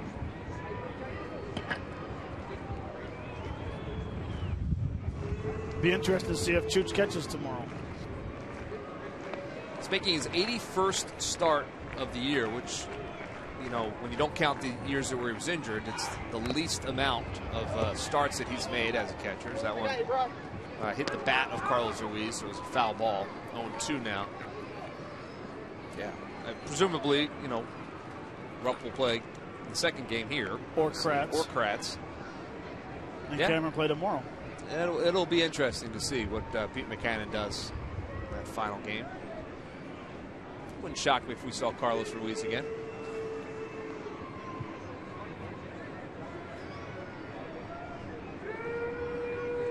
The 0-2 pitch, runners going, and it's fouled back. So Blanco is back. You know, Carlos is going to be honored before tomorrow's game because of his catching his 4th no-hitter in his career. Obviously earlier this year when he caught Cole Hamels' no-hitter in Chicago. So the Phils are going to recognize him tomorrow, present him with something. I think it's kind of a surprise to him. Don't tell nobody. I'm not going to tell him, but I'm going to tell everybody else that's listening. So that'll be fun before the game tomorrow for Chooch. The 0-2 pitch, Blanco running again, and that one's inside, no throw down. And faked it, no double. Took a quick step off third, but gets back. Well, that's the play right there where Blanco's trying to steal second base, but not really. He gets about 3/4 of the way and he stops. Yeah, he starts to. Which he tried to. And there was no throw, so he continued going on. See that in Little League. So the count is 1-2 to Carlos Ruiz. Bogusevic waits on deck. Runners at second and third. Ball high. It's 2-2.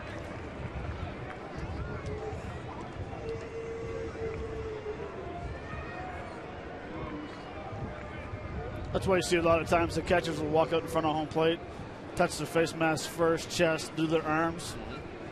Every team uses the exact same signs. 2-2 pitch. Broken back, ground ball to shortstop. It's going to be a tough play. Charging to Solano, strong throw across the diamond of Bohr, and he got him. Chooch's bat was shattered into a couple pieces. And Juan Samuel is saying maybe Bohr was off the bag at first base, so they're going to hold the defense. They want him to look at it. If that's the case, Herrera would score. Blanco would move up to third. So we'll wait and see. The throw did pull Bohr to the outfield side of first base bag, but I don't know if he still has his foot on the bag there. Well, I don't know. It's hard to tell. Right there. It looks like he's got it. Yeah. So, yep, no challenge for the Phils. And that'll do it for the inning. But the Phils still hold that 1-run lead. We head to the top of the 8th.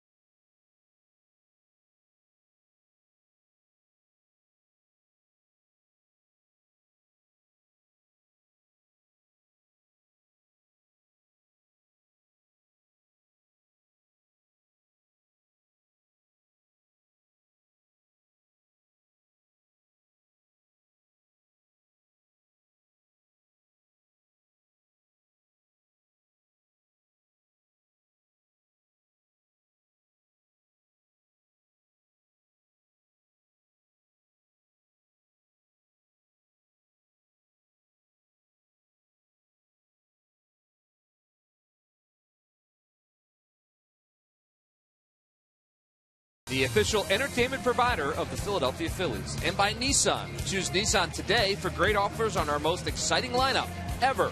Shop Nissan.com. Top of the 8th, and the Phils with that one-run lead, 6-5. Phils lead this. And it's time now for our Hyundai defensive plays of the game, and it's the Phillies shortstop, Matt. It is. He's coming up, goes to his right, makes a very strong throw from his knees, and all of a sudden, then he comes back up, makes an unbelievable spin and throw right on the money. How he does that, I have no idea. I would have killed somebody in the stands probably. Those are your Hyundai defensive play of the games, brought to you by your local Hyundai dealers. Yeah, and I should mention he was the shortstop at that point. He's now your second baseman. He moved over in a double switch. Dalier Hinojosa is the new pitcher for the Phils. And he has been really, really good for the Phils. He's been really good. He was really good in the month of September. I had a vote earlier today for the Rookie of the Month, and he was in the mix for guys, pitchers and hitters in baseball, or in the National League. And Dalier Hinojosa his numbers were comparable to a lot of guys that would be considered in that voting process. So the first one to face him will be Jeff Mathis. He's quickly ahead of Mathis 0-1. 0-2 now to Mathis. Andres Blanco stayed in the game. He's down there at third base. Narveson is in the Marlins bullpen at this point, warming up.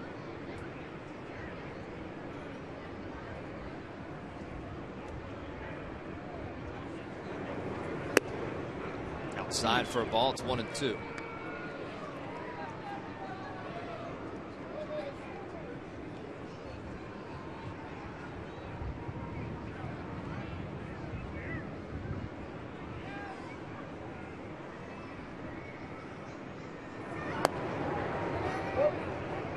But outside as well. It's 2-2 now to Mathis.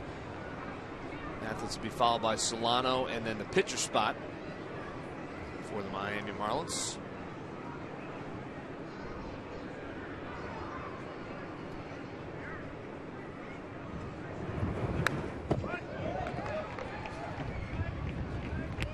Fouled straight back. So it's 2-2 still to Jeff Mathis.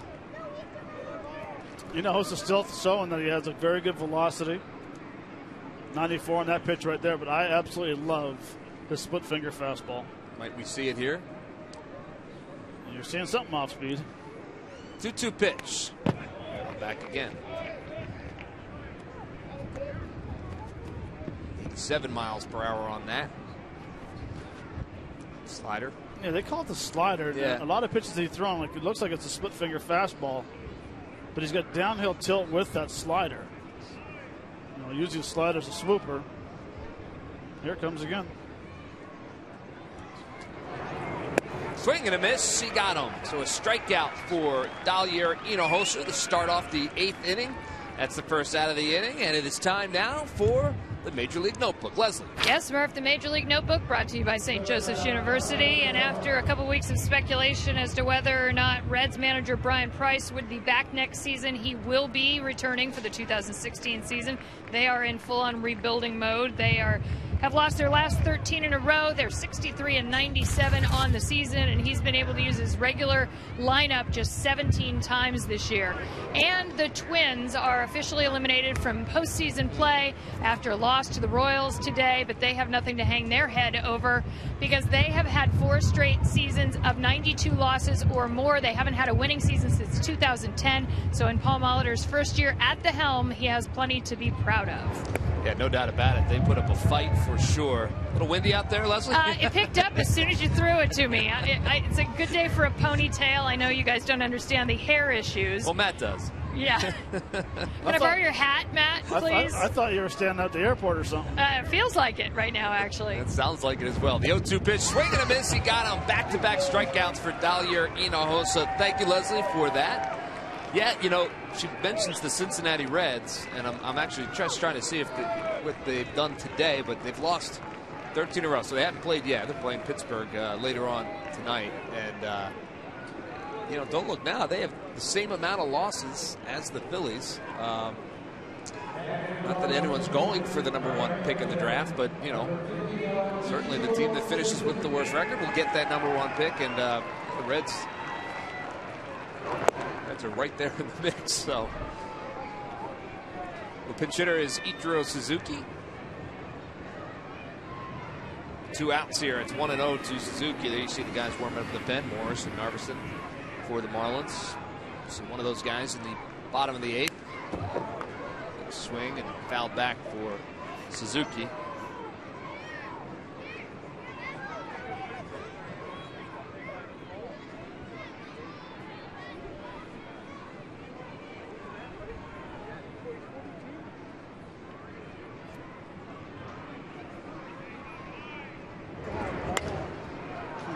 Fouls that one back as well. I was looking at his numbers last night, getting ready for the game today, and closing in on 3,000 hits here in the States.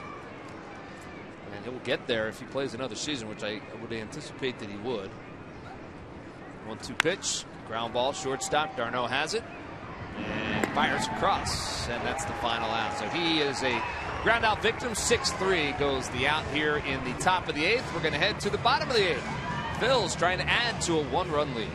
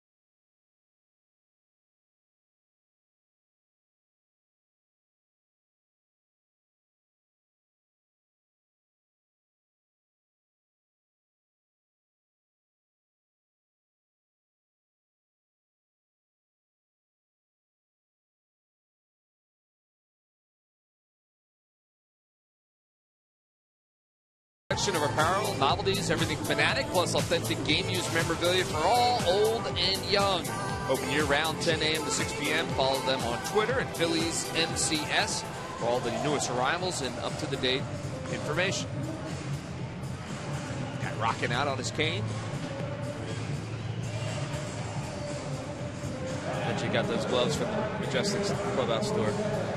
Chris Narveson is the new pitcher for the Marlins. 15th game, 2-1, 4.60 ERA.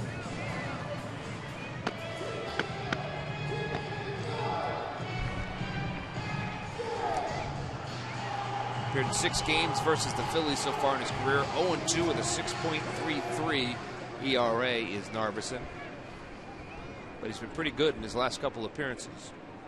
Only 1 run in his last 5 appearances allowed. First one to face him will be Brian Bogusevic. First pitch swinging, and he swings through it. It's 0-1. It'll be Bogusevic, and then it'll be Chase Darno in the 9th hole, and then Freddie Galvis back at the top of the order. On the outside corner, it's 0-2 now to Bogusevic.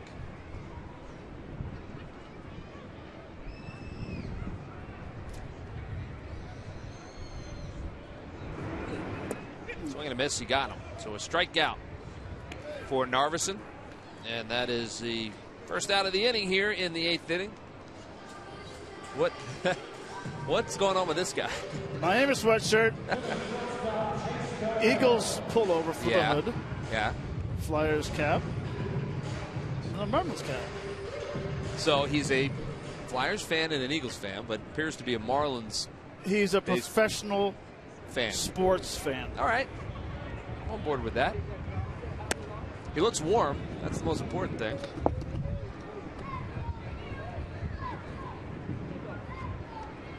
It's good to have him here at Citizens Bank Park, that's for sure. Chase d'Arnaud is 1 for 1. He tripled back in the 6th and scored that run. It's a big run in this game, and he grounds the shortstop. In the hole is Solano, and across the diamond, no chance to get Chase d'Arnaud. That'll be a single. Second hit of the evening now for Chase d'Arnaud. He's 2 for 2, and he's a 1-out base runner.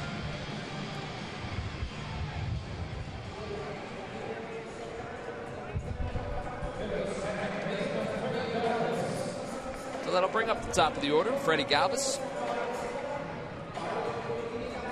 Freddie's 1 for 2. That's not a bad thing coming up for a double switch in the 6th inning. 2 for 2? 2 for 2 with a triple. Run scored, single. Yeah. Potential winning run scored. Oh, and that one skips past for the second time tonight. This time d'Arnaud's going to stop at second base, but the Marlins pitchers for the second time tonight has thrown one past on a pickoff move, and d'Arnaud moves up to second base. That one, not much chance for Justin Bour to pick that one. It was pretty short. That'll be an error to the pitcher. Yeah. Yeah, that's a tough play right there for a first baseman. You expect the throw to come to your chest. Pitcher spikes out in front of you. I don't see that very often, but you know, you think you would, but you don't. Well, we've seen it twice tonight. And off and running is d'Arnaud trying to steal third, and he is gunned down at third base. A good throw by Mathis. He didn't have a very good jump, and he was out by plenty, was Chase d'Arnaud. So that is the second out down there at third base. I don't know what Chase maybe thought he saw there, but he didn't get off to a very good jump trying to steal third.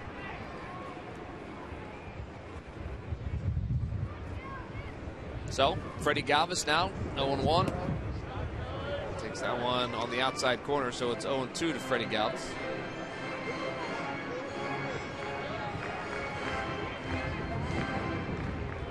Go to pitch, swing and miss, and he got him. So that's the third out here in the bottom of the 8th inning.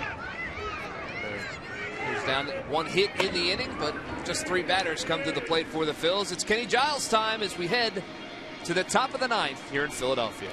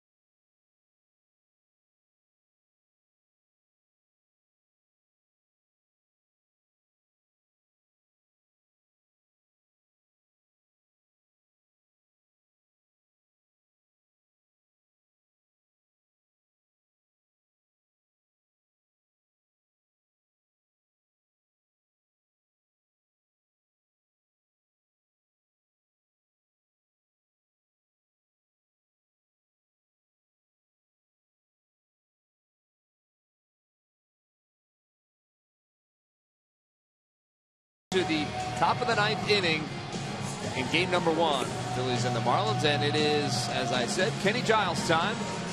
Trying to come in and close this one out. Appearing in his 68th game, he's 62 with a 1.59 ERA, but the 15 saves and the 19 opportunities, that's what Kenny Giles is all about. And they'll look to get number 16 tonight. 83 strikeouts as well. Yeah, it's been a good year for Kenny Giles. We've seen him mature into this closer's role, and it's been fun to watch. Hey, stick around after the game. Ricky Vitalico recaps Game 1 of the doubleheader and previews Game number 2. It's only on Cure Auto Insurance presents Phillies Postgame Live. It's probably with that, what's that guy's name, Marshall? He texts you, apologize? No, not yet. You text Tom, that's why. D. Gordon is the first to face Ken Giles. He's 2 for 4 on the afternoon. He's got his batting average up to .330. He's got he's got 2 stolen bases in the game. So he's got a 1 stolen base lead now over Billy Hamilton of the Reds. Fun player to watch, D. Gordon. Kenny Giles looking to put him down here in the top of the 9th, and he's ahead of him 1 and 2. It'll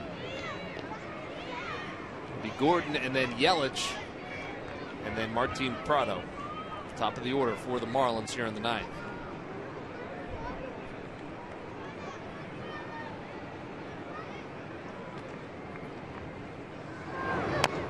That one's right out in front of the plate, fielded by Carlos Ruiz, who applies the tag to D. Gordon. Gordon thought it was foul. Joe West says no. Doesn't matter. It's non-reviewable. Yeah, you can't review that. Nope. Take a look. Oh. Well, No, watch where he catches it, though. Yeah, out in, well, it's hard to tell from that angle. Right in the middle of home plate. It looked like it was out in front of home plate. And, you know, the Marlins will look at it. They're not happy about it, but that's the first out of the inning, nonetheless. Nice play by Carlos Ruiz. He's still trying to figure out what happened. So that'll bring up Christian Yelich, who has yet to be retired today. He's 4 for 4, 3 singles and a double for Yelich. That said, he hasn't done a whole lot of damage. He hasn't scored a run today. Left out there on base.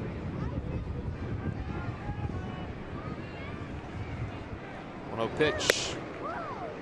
Outside. 97-mile-per-hour fastball.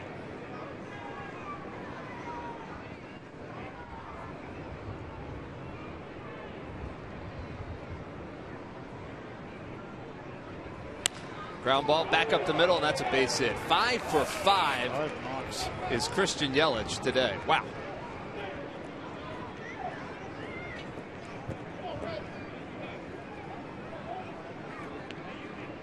No, don't forget, we've got Game 2 coming your way here at Citizens Bank Park. 30 minutes after this one ends. That's the way they'll do it. 30 minutes, and we'll throw the first pitch. So, in between, of course, as we told you, Cure Auto Insurance presents Phillies Postgame Live, which I guess is Postgame Live and Pregame Live, if you think about it. And then we'll get you set for Game number 2 here in Philadelphia. Alec Asher will be pitching for the Phils. That's a line drive to right field, and that's going to drop in for a hit and go to the corner. Rounding third and coming home is Christian Yelich.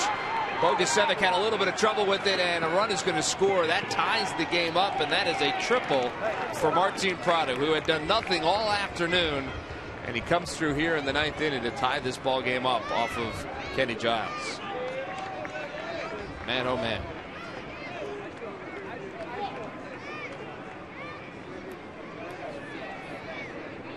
Prado's first hit of the afternoon. He's now 1 for 5. Well, we've seen Prado do this a lot in his career. Step in the bucket, hit the ball to right field. It hits the bottom of that wall right there and shoots by Brian Bogusevic. You can't handle it properly. Yeah. It allows Yelich to score from first base without a throw. And Pete Mackanin is making his way out to talk to Kenny Giles, I think. He's moving pretty quickly, which would indicate he just wants to have a quick conversation with him.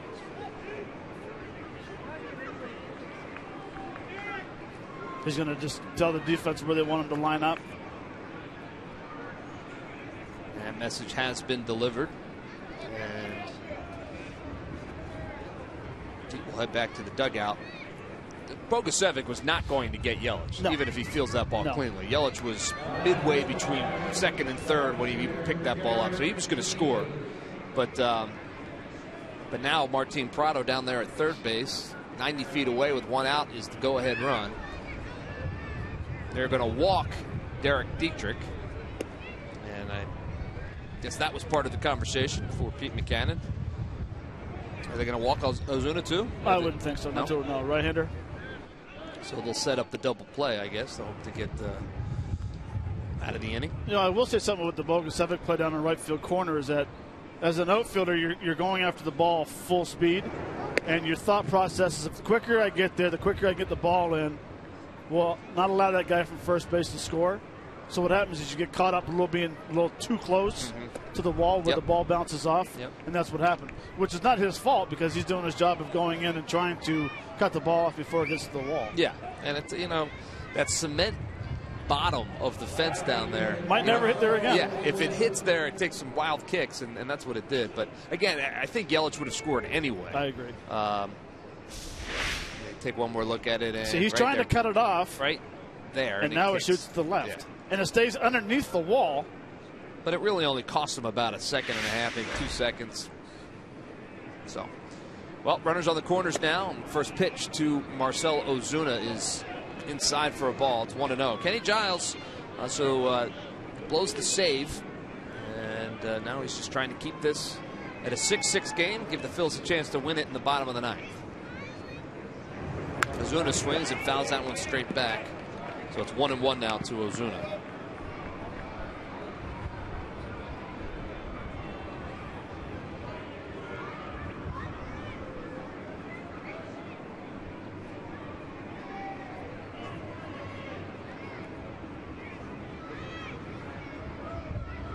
Quick throw over to first. And Dietrich is back.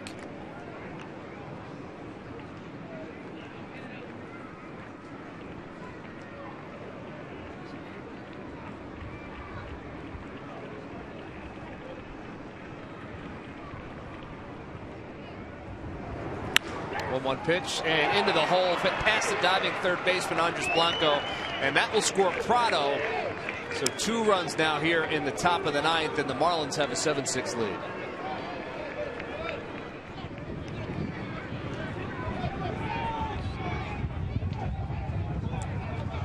What a turn of events for the Marlins, who saw their 4-run lead evaporate with the Phils battling back and taking the lead late in this one, but here in the top of the ninth, they get it back. Still have runners on first and second now. And then I'll bring up Justin Bour. And there you see A.J. Ramos now warming up for the Marlins. He'll try to close this one out now that they have the lead.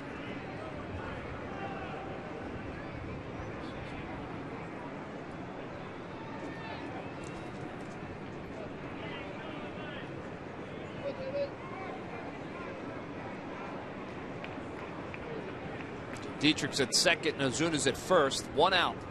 Top of the ninth. And chases him back again.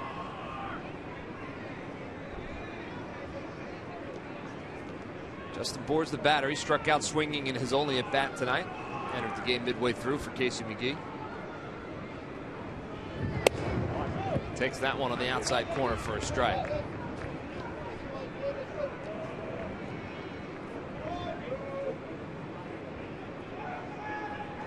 Colton Murray now starting to warm up in the Phillies bullpen. Outside for a ball. It's 1-1.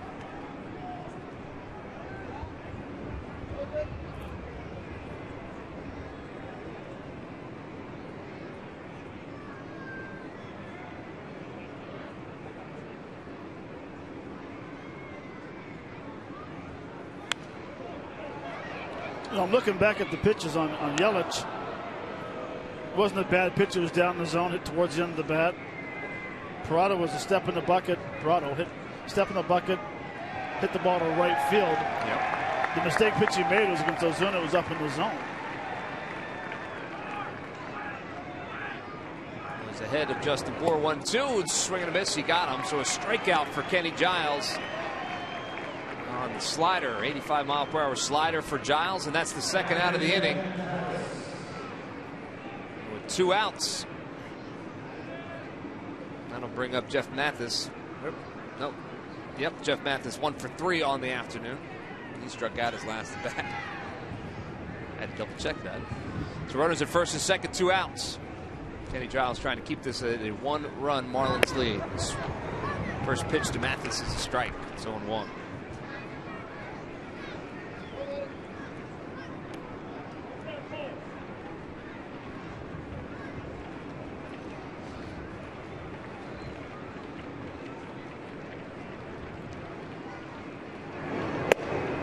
Inside for a ball, 1-1 to Mathis. 21 pitches for Kenny Giles.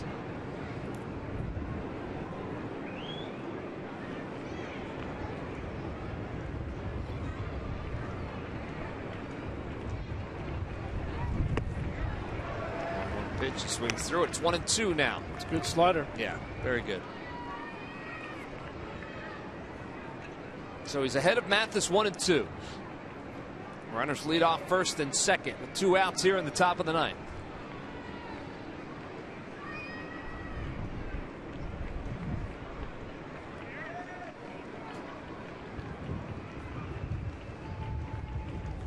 The 1-2 pitch. Swing and a miss. He got him.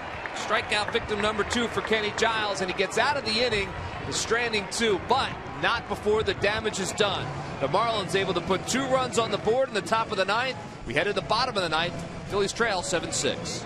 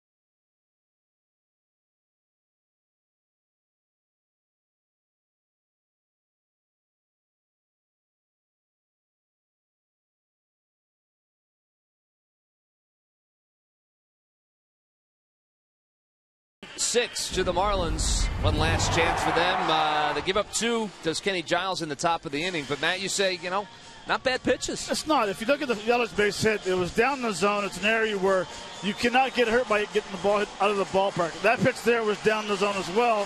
It's a step in the bucket, drive the ball to right field. Now, this is the pitch you probably wish you had back. It's a slider up in the zone to Ozuna. But when I say the pitches are down in the zone, when they're at the knee high, blown away or inside, that's usually pitches that there's not a lot of damage that comes from. It's the hang-on sliders that hurt you. So that's why I just wanted to say, if Giles goes back and look at it, yeah, he blew the save, but those 2 base hits, the first 2, weren't that bad of pitches. Well, now the Phillies are going to hope that A.J. Ramos can hang a couple and they can get back in this as he faces Aaron Altair. First batter here in the bottom of the ninth. First pitch from Ramos is over for a strike. New left fielder for the Marlins is Gillespie, who comes in bat in the 4th spot. And Dietrich's day is done. Game 1. Check swing. Did he go? Says Yes, he did. Does Joe West. So 0-2 to Aaron Altair.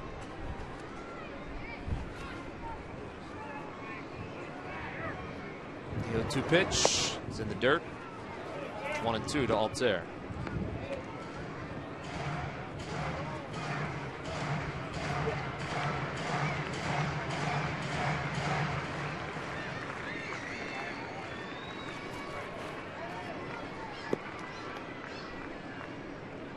Here's the 1-2 pitch. Also down low, so it's 2-2 now. Altair, Herrera, Ruff.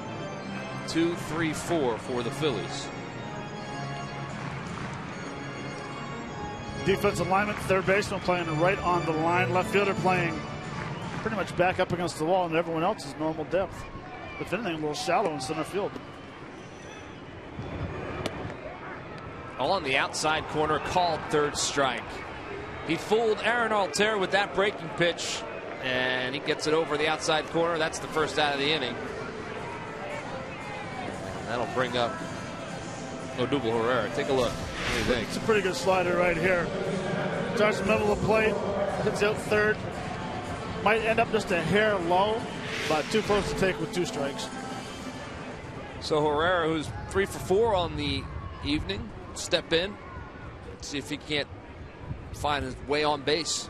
Let Darren Ruff drive him in to tie this one up. First pitch to Herrera is a little bit low, off the glove of Mathis. It's a ball. It's 1-0.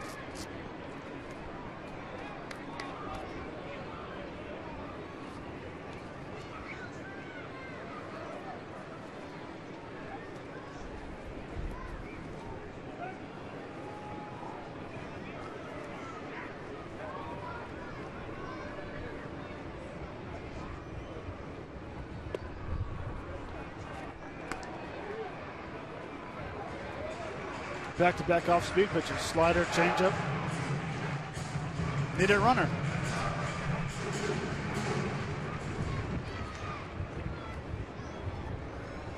Herrera's got himself in a pretty good hitter's count right now. It's 2-0 to Odubel Herrera. 2-0 pitch. It's low for a ball. It's 3-0.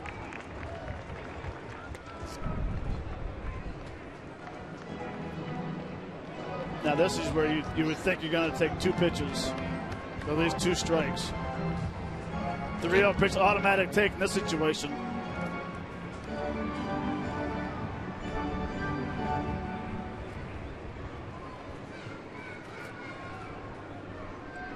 Pitch is all 4. Well, inside for a ball, so it's ball 4 to Herrera. He walks, and he's a base runner here in the bottom of the 9th. Not what Ramos wanted to do.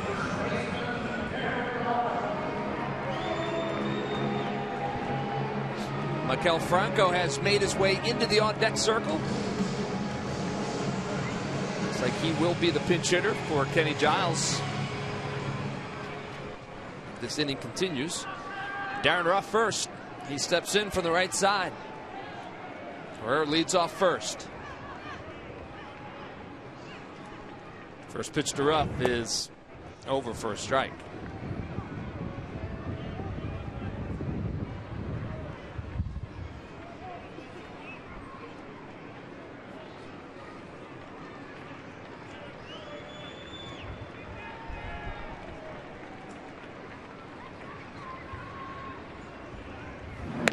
Throw over and Herrera gets back. Well, it would be nice to see Maikel Franco come up in a spot where he can do some damage and do some damage. Welcome him back. There he is.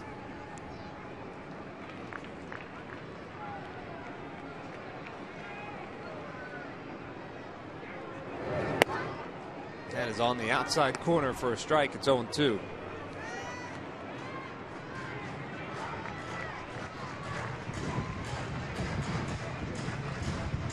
Ramos is ahead of Darren Ruff, 0-2. We talked about how the first baseman or the pitchers had a hard time throwing over. That's what you call in defensive mode, playing first base, expecting a bad throw. It's about a foot and a half off. And that is swung on and hit well at center field. Going back on it is Yelich, and the wind, well, that's just going to knock it down. He makes the catch. And tagging and getting up to second base is Odubel Herrera. So nice base running by Herrera. As Ruff tagged that one to center field. And I think on any other day, that one's flirting with the wall. Yeah, that ball's hit pretty good. It was loud. Whenever you see an outfielder going back, then stopping and coming in, he clipped that pretty good. Yeah. But nice job by Odubel. Plays in front of him, realized now you can get there. Real nice base running. Puts himself in there, and Sammy likes it. Yeah, real good base running. Now he gives Maikel Franco a chance with a base hit to score him from second base. So Franco is back. There you see his numbers on the season. 277, 13 home runs, 48 RBIs. We need a new belt at second base. Herrera busted his belt. Well, that's what you do. When you're busting it, right? Yeah, the uniform police will fine you. You're out of uniform. Well, I think he'll take his chances down there at second. So here comes Franco, his first at bat since being injured in Arizona after being hit by a pitch on the wrist. First pitch is outside for a ball. It's 1-0 to Franco. He has said consistently he wanted to get back before the end of the season. And here he is in a big spot here in game number 1 on a Saturday night. 1-0 pitch. It's over for a strike. Now he has been playing. He's been playing down in Florida in the instructional league, so he has had some at-bats. He is 100% healthy, we're told, so that is why he's here. That's what Pete McCannon told reporters today. He's healthy. He wants to play. He's going to play. 1-1 pitch. Outside and low in the dirt. August 18th was the date that he was injured. Broken left wrist. He was actually injured on the 11th. 18th he was placed on the disabled list. So August 11th, last time that he has seen game action in the big leagues. Count is 2-1 to Franco. Swings through that. It's 2-2.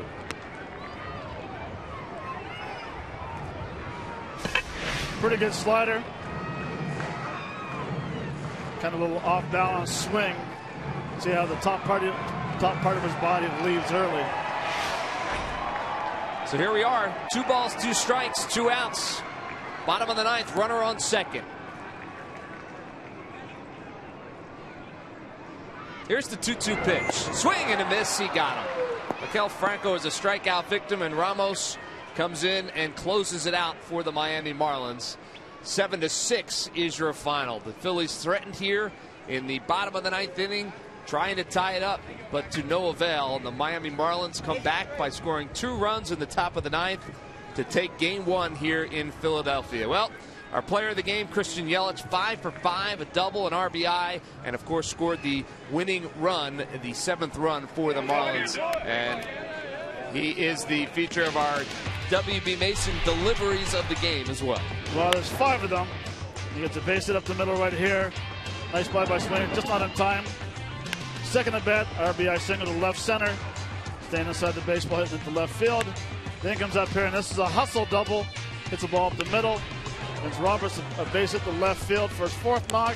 And then it versus Giles in the 9th inning. Base hit up the middle, going 5 for 5. 1 RBI, 1 run score, and that's why that's your W.B. Mason deliveries of the game. Well, the Phillies just 2 for 14 with runners in scoring position, despite scoring the 6 runs today.